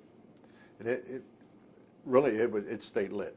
By the time one flare would burn down, another one was on its way, or two more. So, and we could hear some chatter once in a while from the VC outside the lines. When you say chatter, you mean? Talking, yeah. At some point, as commanding officer, I'm sorry, go ahead. Yeah, and an interpreter said, and that's what we got, he said, I think they're leaving. I said, well, I won't count on it, but that was what he picked up. Why did he think they were Well, leaving? he heard them. Okay. From what he heard, he thought they were. But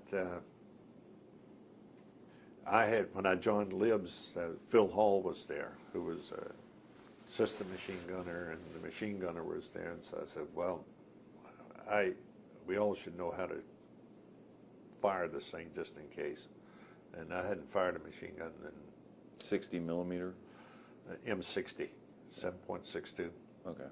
So I just went through the basics. I said, we got the built in, we got it primed, charged, and ready to go. So I was confident that I could fire it if I had to. So we laid there, and I told them, "Go, you guys go to sleep, and somebody stays awake." But nobody went to sleep. Everybody stayed awake. At some point as commanding officer, you must have assessed your situation, correct? Mm-hmm. At nightfall, how many men had you lost, wounded, or killed in action? But I didn't know. And then, like I said, at one time I thought I was the only one. And then ran across some others. So I didn't know who was alive. And another concern was that we didn't want to start shooting at each other. So you have to be super cautious in that regard. But I found we went out with 134 on the operation, which was kind of large, but we took everybody we could take out on the operation, and those who walked out, were able to walk out, was 28. Nobody sleeps that night. Not in our group. We didn't sleep. What are you doing with the wounded? But wounded, we didn't do anything. But those that we could get to or that were around us, they were tended to. But we didn't move out to search for any wounded. Okay. We had been told, Major Underwood had told us that Bravo Company was moving towards us. At night? At night, we're moving. Was that normal? Yeah. Oh, well, under this condition, that's normal. We've made night moves before, and the concern was, and the battalion commander, I talked to him on radio. He told me that he was going to stop Bravo Company short of our location until it got light. He didn't want For fear of friendly fire? Yes, yes.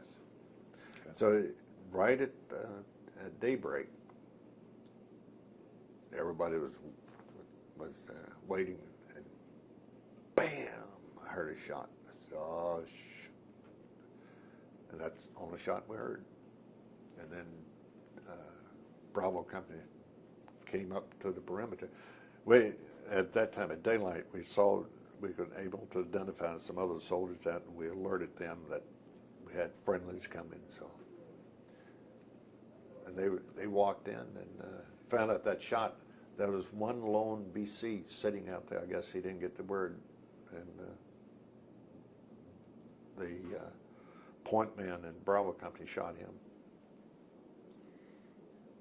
What did you wake up to find? Or you didn't wake up, but I mean, as dawn came up, what do you see around you?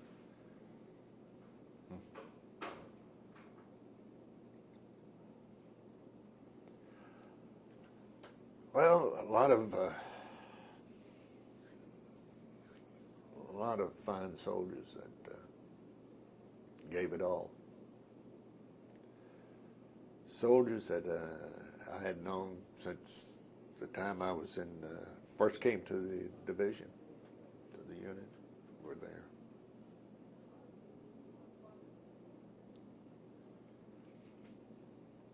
How did you feel about that? It was devastating. I mean, it was probably hit me harder than anything else ever. I mean, I just felt weak. I just. But I didn't want to talk to anybody. I didn't want to talk to reporters about it. I didn't want to talk to General Depew about it. And later, after we got back to the base camp, the General Depew came to the base camp. I was still company commander, and I was told I'd be company commander until Nolan recovered and was able to take the command again. But General Depew was very helpful. He assembled the troops that were left. He talked to them. And then I went with him. I spent a day going to the various hospitals where I wounded had been evacuated to, and he went to visit every wounded. And you went as well? Yep. What did he say to your men in that gathering? Well, he just told them, you know, what a heroic job they did, how great, and with all the odds that they were facing, and that they suffered losses, and that we'd overcome it. What level of strength did you find out later on you were facing? Do you know? Different numbers, up to 600 I've heard, but and I've heard that they estimated that they had 150 killed. I'm sure a lot of that was done by our artillery, because we had, once we zeroed in our location and they knew where we were, they were pounding all around us. What did you say to the wounded men? Of course, I congratulate them on that job they did, because everyone had to pull their own there. It was just, it was 134 individual battles. It's something that I'd never envisioned that would happen, that it would come off that way. And a company size, I mean, a regimental size ambush that ambushed a company, that it would be like that. I mean, it's because you kind of, the only picture you have is was in the movies or something. Somebody standing up, and you go here and you go by there and you shoot and everything's fine. And everybody laying on the closest they can get to the ground and still trying to maneuver. And you're being attacked from above and from the ground and from ground level, from the ground, from tunnels and from ground level. It's different. And then in that environment, in the jungle, triple canopy, and you can hear a weapon going off next to you, but you really don't know if it's friend or foe next to you, because the only thing you can do is hear.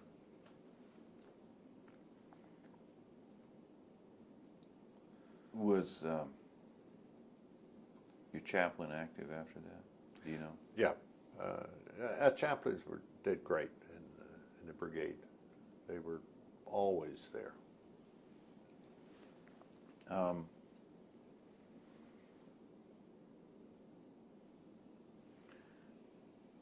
What'd you learn from that engagement? Aside from the fact that nothing you had learned in training had prepared you for it. Well, I won't say nothing I learned in training. I just didn't envision it coming off like that.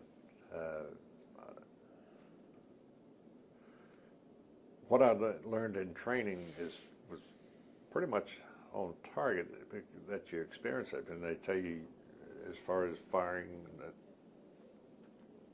your weapon. I fired my weapon a lot that I hadn't normally done before, previously. But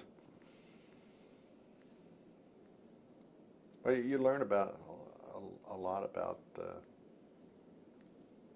what makes a man do what he does, what made Steinberg do what he did, or Robinson, or any of those.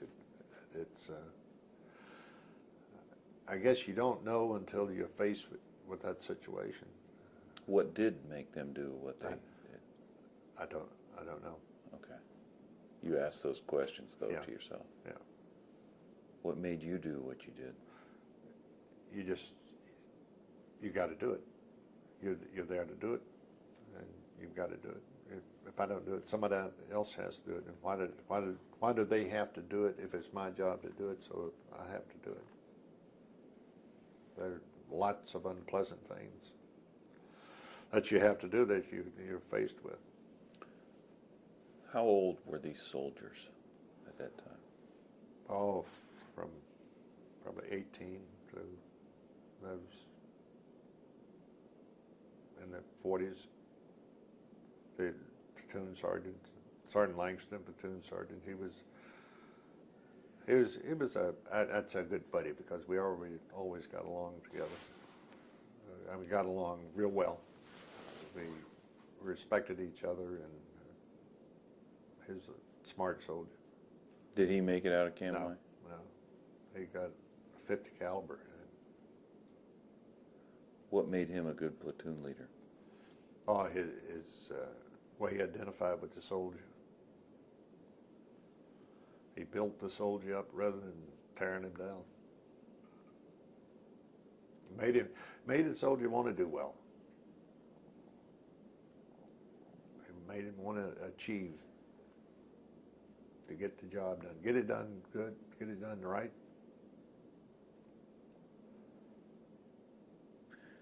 As a result of Cantigny, you were awarded a Silver Star, is that Yes. correct?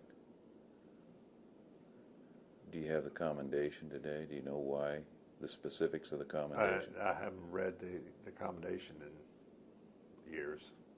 Okay. What do you do with that memory? Well, it comes. I went for years and just blocked it out, and then I guess what brought it back was when George Wilson wrote his Mud Soldiers. I wasn't in the beginning when he first started that. He had called me and asked if I would read his manuscript and make any comments, and that was on a Thursday or Friday, and he said he'd like me to put it in the mail Monday. Well, first he started asking me questions on the phone, and I mean, just like it would happen yesterday. I said, whoa, wait, that's been, you know how long ago that's been? I need to think about it. So that's when he said he'd mail it to me. But, and he told me afterwards it was unfortunate that he didn't get my material at the beginning of it to put it in his Mud Soldiers, because I mentioned there was some things that were said about, referred to Nolan that weren't exactly true. He commanded that company the whole time, right up to the end, and nobody told him how to run it. And he would, I don't think he fought. From where I saw him, he didn't falter. He did just as good as anyone else under the circumstances, not knowing what he was up against, and he knew what he had, but didn't know where to put it. And that was been the same for anyone else. At what point was he evacuated? The next morning. So he spent the night there. Yeah. Were you talking to him through the night? No, I didn't see him. Like I said, I thought he was dead. Dead. Yeah. Okay. How did you come down from that experience? But it took a while.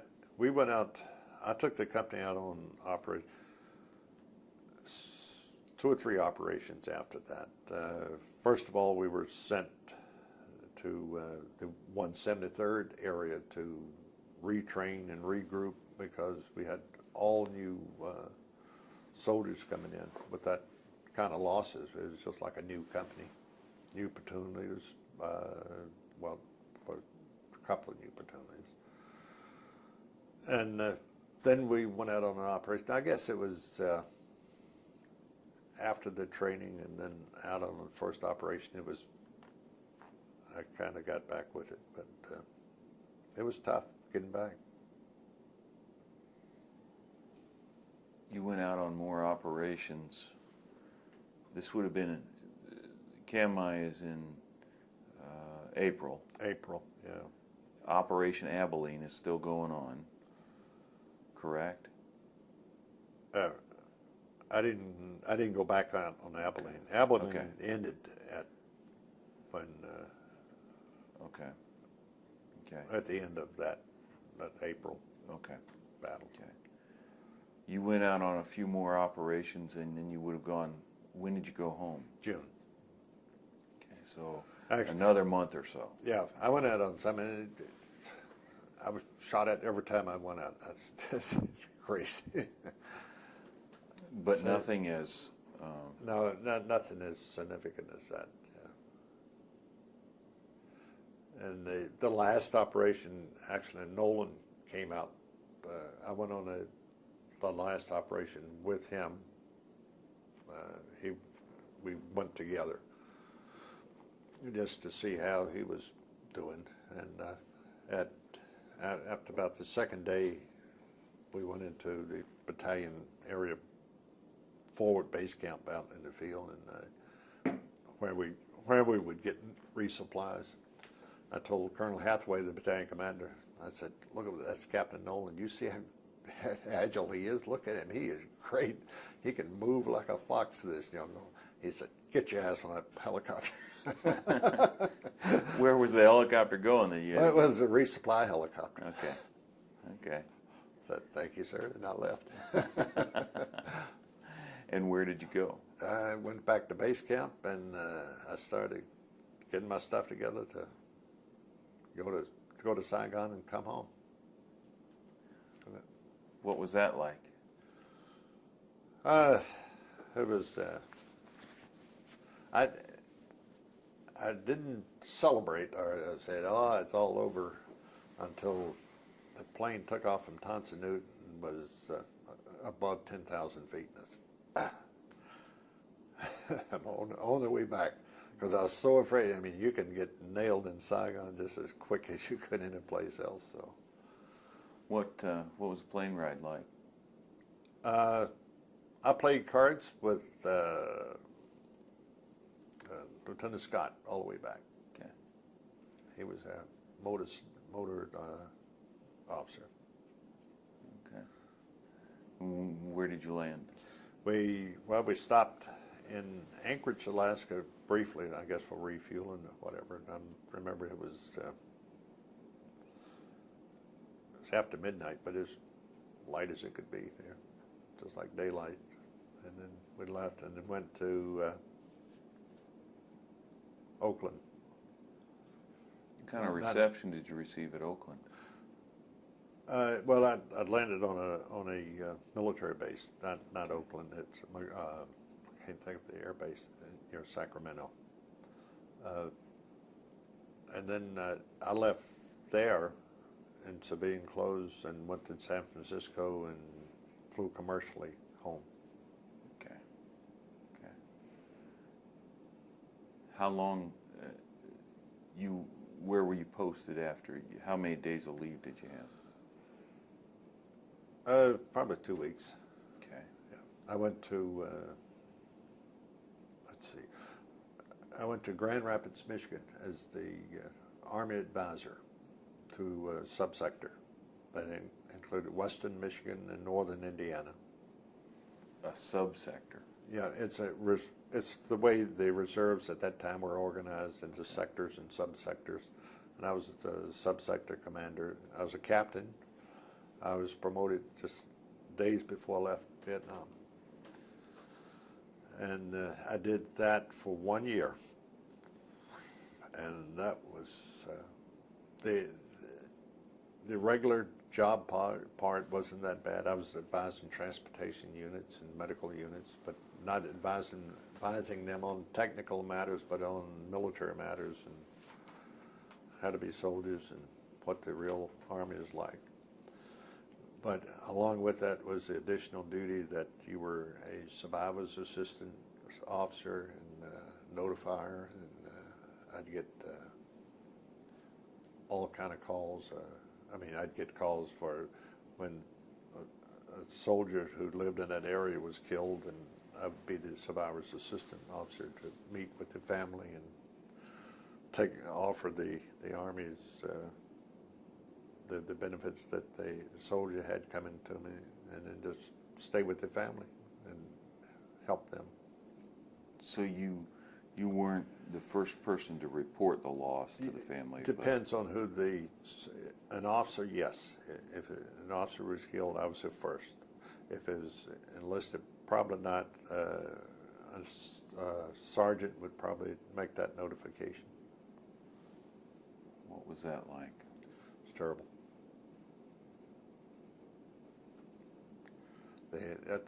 That's got to be the worst job. It was for me. I just hated it.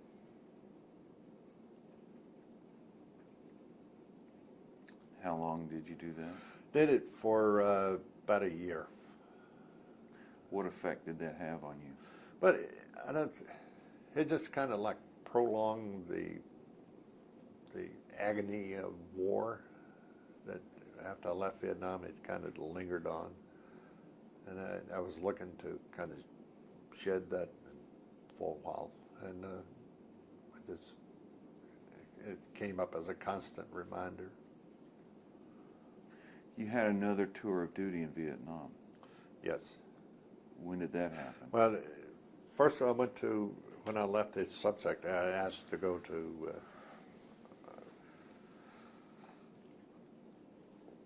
I had another career offer.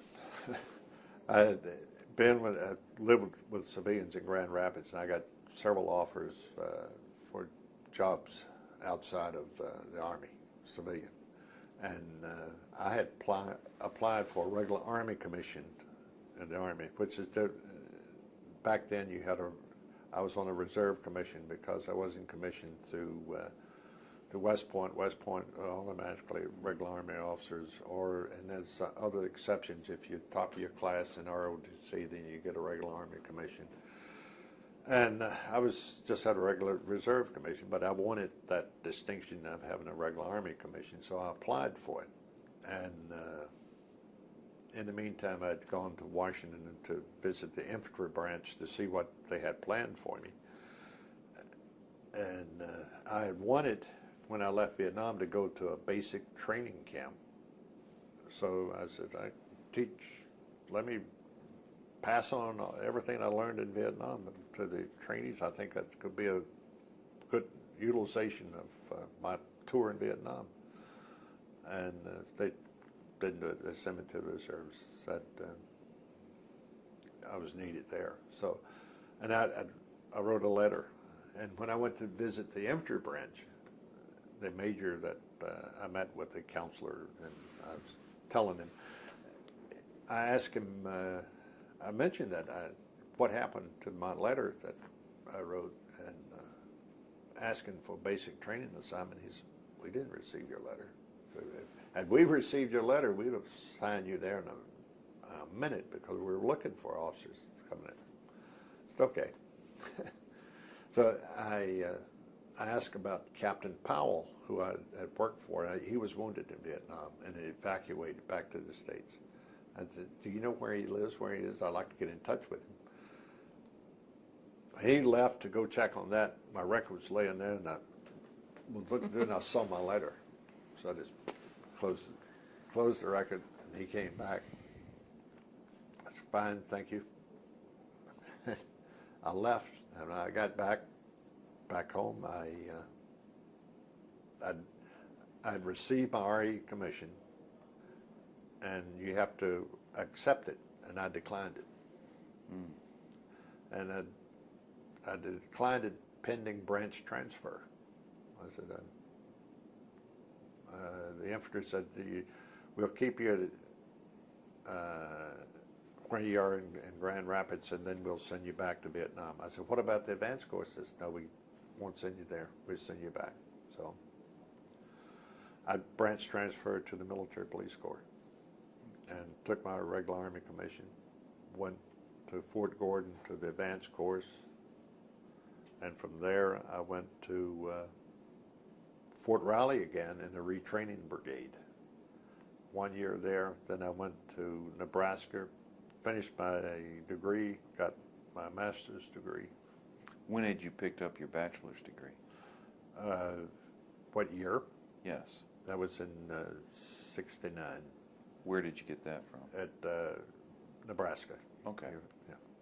And I stayed on and did 2 years for a master's degree. Completed everything except the thesis, and did that later on after I'd left. What was that in? The separatist movement in Quebec, Canada. So it was a history degree? No, it was political science. It was sociology, but it was more political science than sociology. It was, my concentration was on revolutions, social movements, and social change. Okay, so you're writing about the Quebecois and right. those ones. Right. Okay. what happens? Well, let's.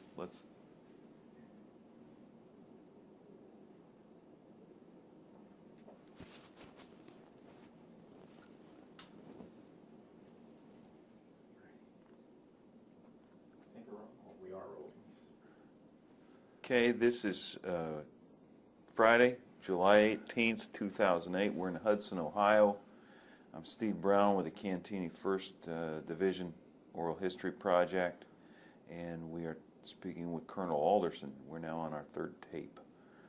Colonel Alderson, we stopped where you were getting ready to go back for your second tour of duty in Vietnam, and you were going back in the military police, is that correct? That's correct. What were your responsibilities when you got back to Vietnam? First of all, what were you thinking on your way back to Vietnam? Well, I'll back up just to give you where I was. I was in graduate school when I got my orders to go to Vietnam. In Nebraska. In Nebraska, and I was told when I asked for an extension so I could finish my graduate work and get a master's degree, the reply was, well, we'll do it, but when you leave there, you're going to Vietnam. I said, okay, that's fine. And so, sure enough, when I left there, I was going to Vietnam. I was kind of apprehensive for not knowing what specific assignment I would get. I went there before as an infantry officer in an infantry unit, and I knew what kind of assignments I would get. Typically, I mean, that's pretty much limited. So going to the advisory group, the military advisory group, that could be in a number of assignments. So that was, and then I didn't know, and then I didn't get assigned until, I wasn't assigned until I arrived in country. What rank were you at this point? I was a major. Okay. I arrived in country at the Provost Marshal's office, the MACV, Military Advisory Group Provost Marshal, and I was assigned to, well, the Colonel Glover, who I knew at the MP school, was the officer, executive officer, and he went and talked to the Provost Marshal, and he came back and he says, well, based on your degree, sociology, said, we're going to assign you as a senior advisor to the prison of war camp in Queen Yon. I said, what has my degree got to do with prison of wars? But it was, found out later, it was the all-female prison of war camp. That's where they kept all female detainees that were captured, VC or whatever, all over the country. They sent them to that central camp, so they didn't have to have separate accommodations for females and the other 4 camps. And what did your sociology degree have to do with that? I don't know. I think it was an excuse to assign me there, but there were 1,200 inmates there, females in the camp. And when I went to the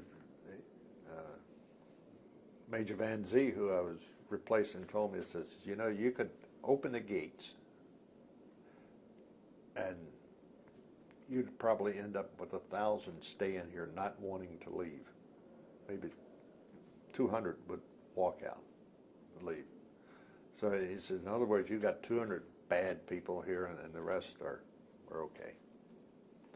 But that was an interesting experience because I was advisor to the camp commander who was also in my military police advanced course. He was attending the advanced course, same course that I attended, so I knew him. I didn't know him that well, but I knew him, and he recognized me. Knew. Who was that?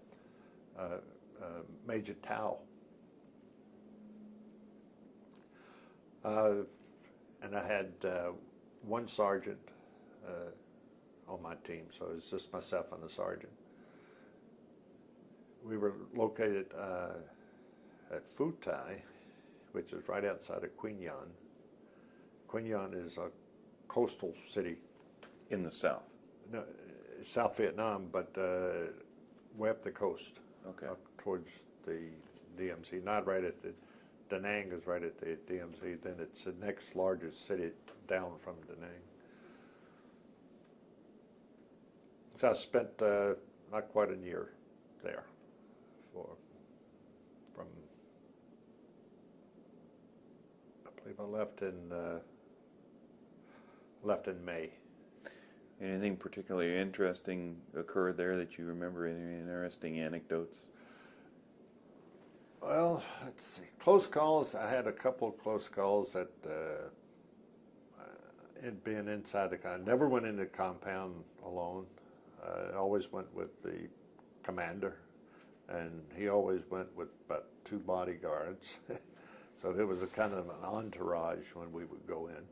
The commander? Camp commander. Okay. You were the advisor? I was his advisor. Okay. I'd advise on it. My primary mission there, and the reason the Army wanted me there, was those camps were visited by the International Red Cross, and they wanted to make sure that the conditions and the treatment was in accords with the International Red Cross. Geneva Convention. Geneva Convention. And we would have at least a quarterly visit from members from the International Red Cross. How did those go? They went well. They would. You would always get complaints from some prisoners. You expect those, and there was no significant findings at all while I was there. Okay. But we were. As mentioned, we were making a tour just to walk through the camp, and all of a sudden the camp commander grabbed me by the arm and said, "Let's go, let's go." It's, we just, not in a run, but in a very fast walk, went to the gate, and I looked over, and there was about 50 women coming trying to cut a path off from the gate. So that happened a couple of times. What was up, do you know? They were looking to, they were the bad ones, I guess. They were looking to hold us hostage if they could, I guess. Okay. But the camp eventually closed in May. They closed because all the American units had left. Just about. I was the last American in the valley, in Phu Thai Valley. When the transportation unit left, the transportation group left, they had several goats. I managed to get the goats from the transportation unit and brought them to the camp. That went over big. Well, what didn't go over big was the camp commander barbecued one of my goats. He thought they was there for food. This was a Vietnamese commander. Yes. Yeah. Yeah. Huh. But we used them, especially in the monsoon season. They were very useful, and because they would graze between the wires in the no man's zone. The concertina wire that is difficult to get in to cut the grass, or else you'd have to use some type of herbicide that we didn't like to do. So the goats could wander in and out of there and graze, keep the grass down. And it also, we had several babies in the camp that weren't conceived there, but were delivered there and brought there. And the goats, they used the goat's milk for the babies. That was a big hit with most of them. Okay. Did you notice any difference in the soldiers, U.S. Army soldiers, in your second tour of duty from your first tour? Yes. What would those differences be? I was a military police officer when I arrived. I was told when I went into Quy Nhon, they said, "You probably won't see your finance record again." And it was lost for several months and also my boss who worked who was the provost marshal for that region, was at play coup. And most of the MP operations there, the significant MP operations at that time were to rescue signal site commanders who own a signal site, and they were either afraid of being fragged by the subordinates, or just they couldn't handle the drug problem that they had. So it was quite a difference. I know when I was in Vietnam with the First Division, this was 65, 66, I don't think I heard the word marijuana even mentioned maybe once. We had a soldier who went into Saigon, and it was all a big deal that he came back, he had some marijuana on him. That's the only incident I ever remember. And this time it was all about drugs. You couldn't talk to a commander or talk to an NCO about a problem that drugs wasn't right on top of the list. What other sorts of drugs besides marijuana? Heroin, and a lot of pill use, I guess, that they would get through medical supplies. But my contact with that sort of thing was not direct, because on my advisor team I had one soldier, an NCO, and the only time I would hear about it is talking to other officers, talking to other NCOs or other people talking about it. And it was a bad time for morale under any circumstances, because the units, you knew you were going home and you didn't want to do anything, and you couldn't keep the soldiers busy, and it was just a bad situation. What about the Vietnamese people? What you had contact obviously with the commander at the. And with the commander. And what were their concerns with the Americans pulling out? They were scared, because they had no security, and I don't think. I think they felt they weren't prepared to take care of themselves, and that was found out pretty quick.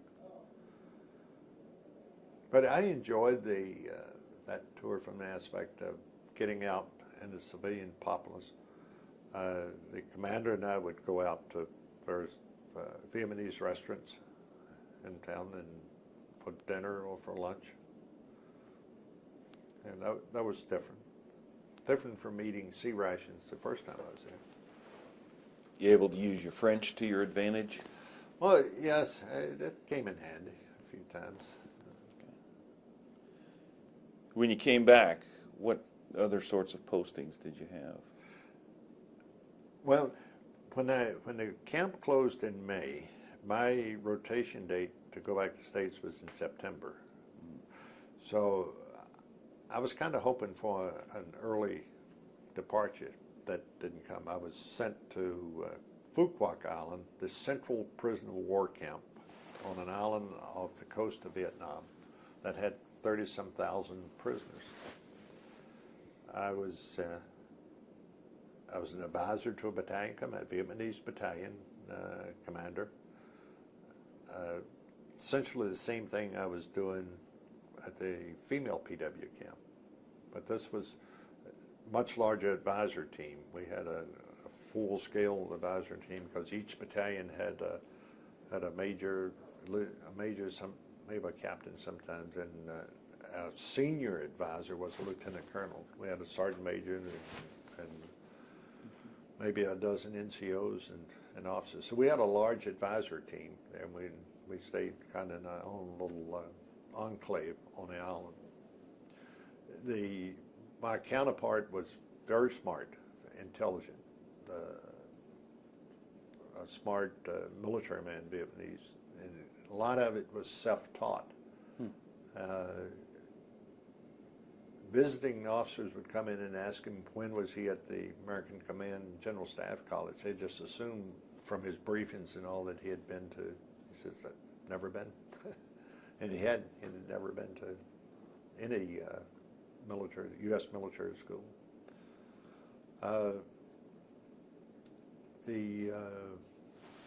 Like I said, the duty was pretty much the same. It was different there. It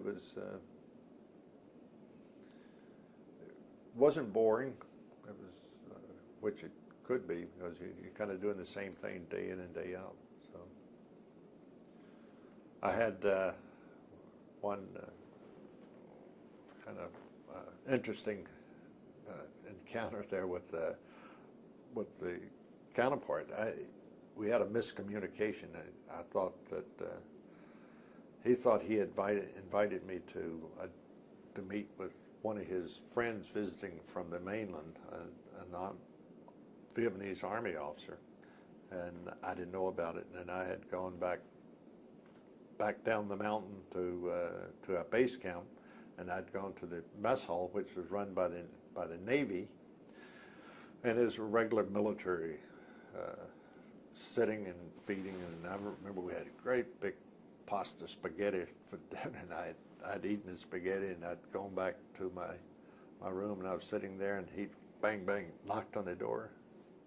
I said, "Did you forget?" I said, "Forget what?" "We're going to have dinner." We're going to have dinner with his friend. He mentioned his name. I said, "Oh." And I said, "Oh, well, now I apologize. I don't ever, I didn't remember him telling me. I just assumed I told him I forgot." So I went with him, and it was just the three of us, and we were sitting at a table. He says, "We have a special delicacy for you." And I was waiting for it. He says, "Have you ever had," and he called him by one name, but it was a tarpon, like a land turtle. He reached in the water and pulled one up. And I said, "I don't think I have." So they had boiled those, and he pulled it up, and he pulled the shell off, and he says, "What piece do you want?" I didn't know. I said, "Well, give me a foot." I had a little foot with the claws on it, and the only thing you could see was just looked like the skin. And I got it close to my mouth, and I could smell it. It smelled like dirty socks. So this is going to be a long night, and I started chewing on that. And I made it last while they ate the rest of that tarpon. I said, "Well, I got through that." And he reached in and pulled out another one. That going, and then he had a bottle of cognac, and I'd drink a cognac to chase it with, and that's the only way I survived that. I said, "The price you pay for political correctness for these guys." Did you have any contact with the North Vietnamese prisoners? Yes. What was that like? I mean, it was contact from, they were there. We had a couple of strange. We had a couple of suicides that they hanged themselves. But it was pretty much, matter of fact, we played volleyball against the North Vietnamese prisoners. I played with the Vietnamese guards and stuff on their team, and they were good volleyball players. They liked to beat us, but it was like the women's camp. I mean, you had the group, the hardcore, and they wouldn't talk to you, wouldn't do anything, would do opposite of what you wanted them to do, and then you had the rest of the population that were very accommodating. And did you ever talk to them about your combat experience in the first tour? No. Okay. Where'd you get posted when you got back to the States? Back to Fort Gordon, the military school. Okay. How long were you there? I was there for almost 3 years. I was instructor, and I was instructor, but I wrote correspondence courses and designed courses for primarily for reserve units, National Guard units that couldn't attend the residence course. Your wife must have liked the fact that you got to stay in the same house for 3 years. Yes. Yeah. That was nice. We enjoyed Augusta and Fort Gordon. Is that where you met Colonel McComas? Yeah, I think I met him first time there. Okay. I believe so. Okay. Where else were you posted after that? After I went to the Command and General Staff College at Leavenworth, Fort Leavenworth, Kansas. 1 year there. So you were trained in what? General Staff. Okay. Okay. And after that, you went? I went to Germany. Where in Germany? I went to Mannheim. Went to the 95th MP Battalion as to be their executive officer. The week, a day or two after I arrived, I came out on the below the zone promotion list for Lieutenant Colonel, which screwed up everything. What do you mean below the zone? I wasn't due for a promotion until the next selection list, and I got it early. Okay. Yeah. So Why'd you get it early? It was based on performance. Okay. It caught me completely by surprise, being in, I'm sure, the assignment branch too, because they assigned me to a major's position. And so I stayed there for, I was in the battalion until I was promoted, and then I went to the Provost Marshal General's, Useful Provost Marshal's office, and I was a action officer, staff officer there. In Germany? In Germany for a year, and then I went to Berlin to be the Provost Marshal, Berlin Command for 3 years.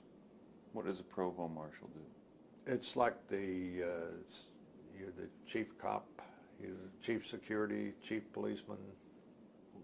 For a specific post? For a specific post, or, yeah. And for that, I was the Provost Marshal, it's the senior police officer for West Berlin, American police officer. And I liaisoned with the chief of police for Berlin and the Provost Marshal from the British Army and from the French Army. What was West Berlin like? If you're... It was a beautiful city. I enjoyed it. Okay. What about the responsibility of maintaining security? Well, one of the main responsibilities of the Provost Marshal was operating Checkpoint Charlie, which went into East Berlin. The only authorized passageway for Americans to go to the east, to East Berlin, and Checkpoint Alpha and Checkpoint Bravo. What about exchanges or defections? We had defections there. Were you responsible for that? Not, well, they came through Checkpoint Charlie, and we had specific instructions on how to handle those, deal with those.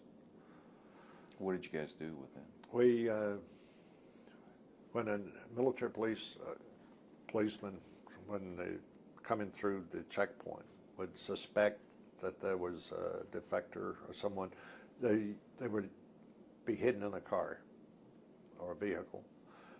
They would move the vehicle out of sight from the German police, the East German police, and try to get them out then.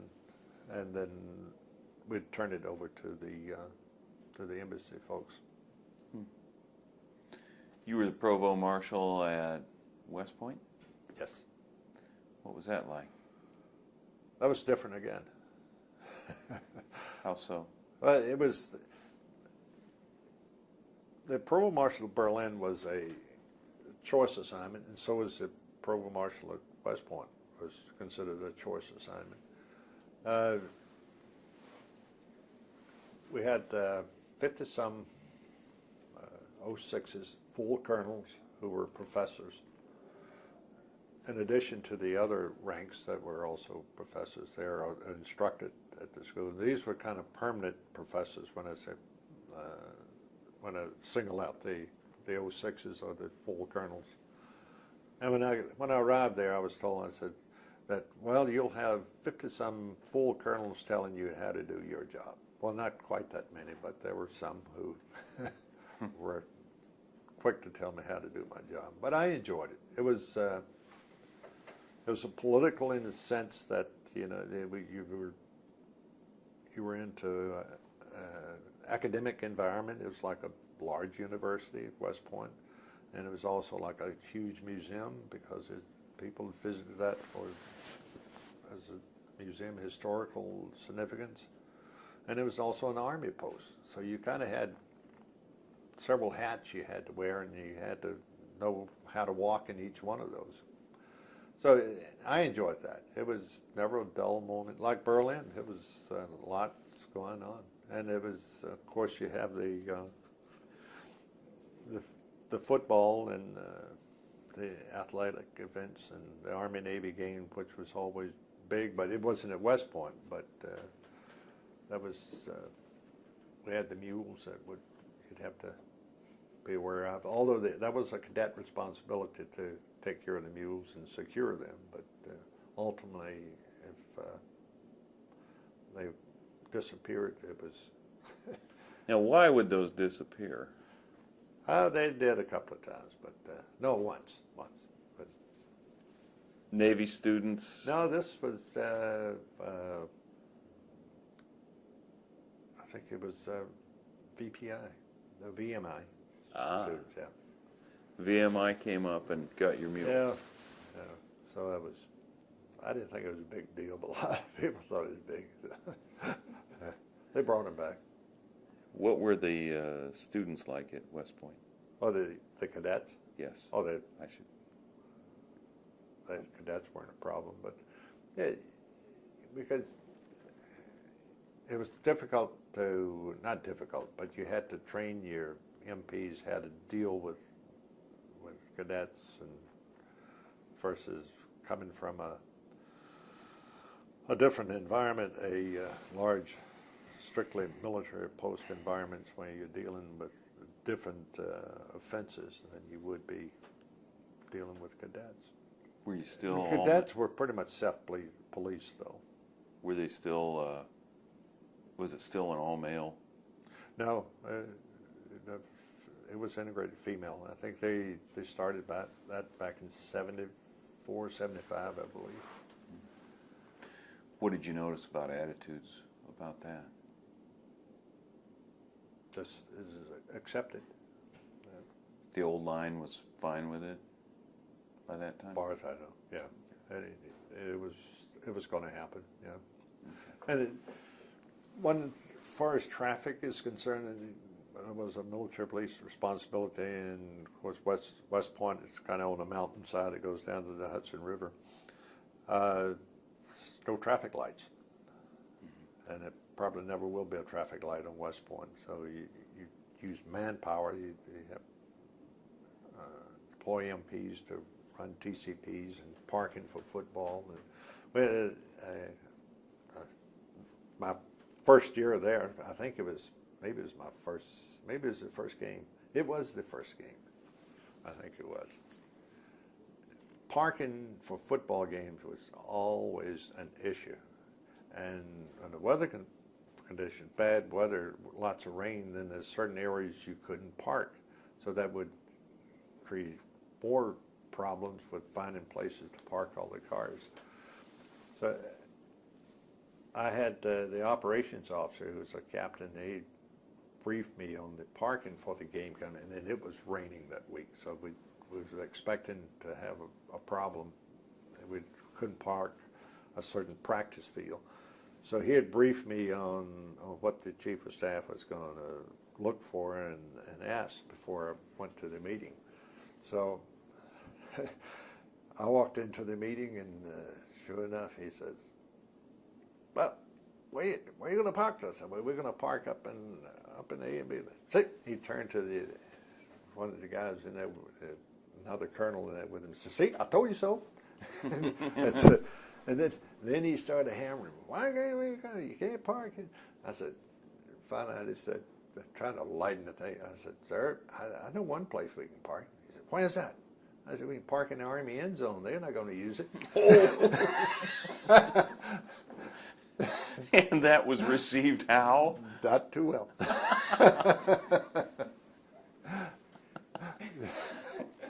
But he didn't bug me anymore about parking. You're limited on what you can do. He just never asked me again about the parking plan. Well, Colonel Alderson, is there anything we failed to cover that you'd like to talk about?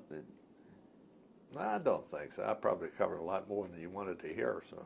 No, it's been wonderful. Well, on behalf of myself and my family at Ball State University and Cantigny First Division Foundation, we'd like to thank you for your service to the country and for your willingness to assist us in this project here today. Thank you very much. It's been my privilege. Thank you.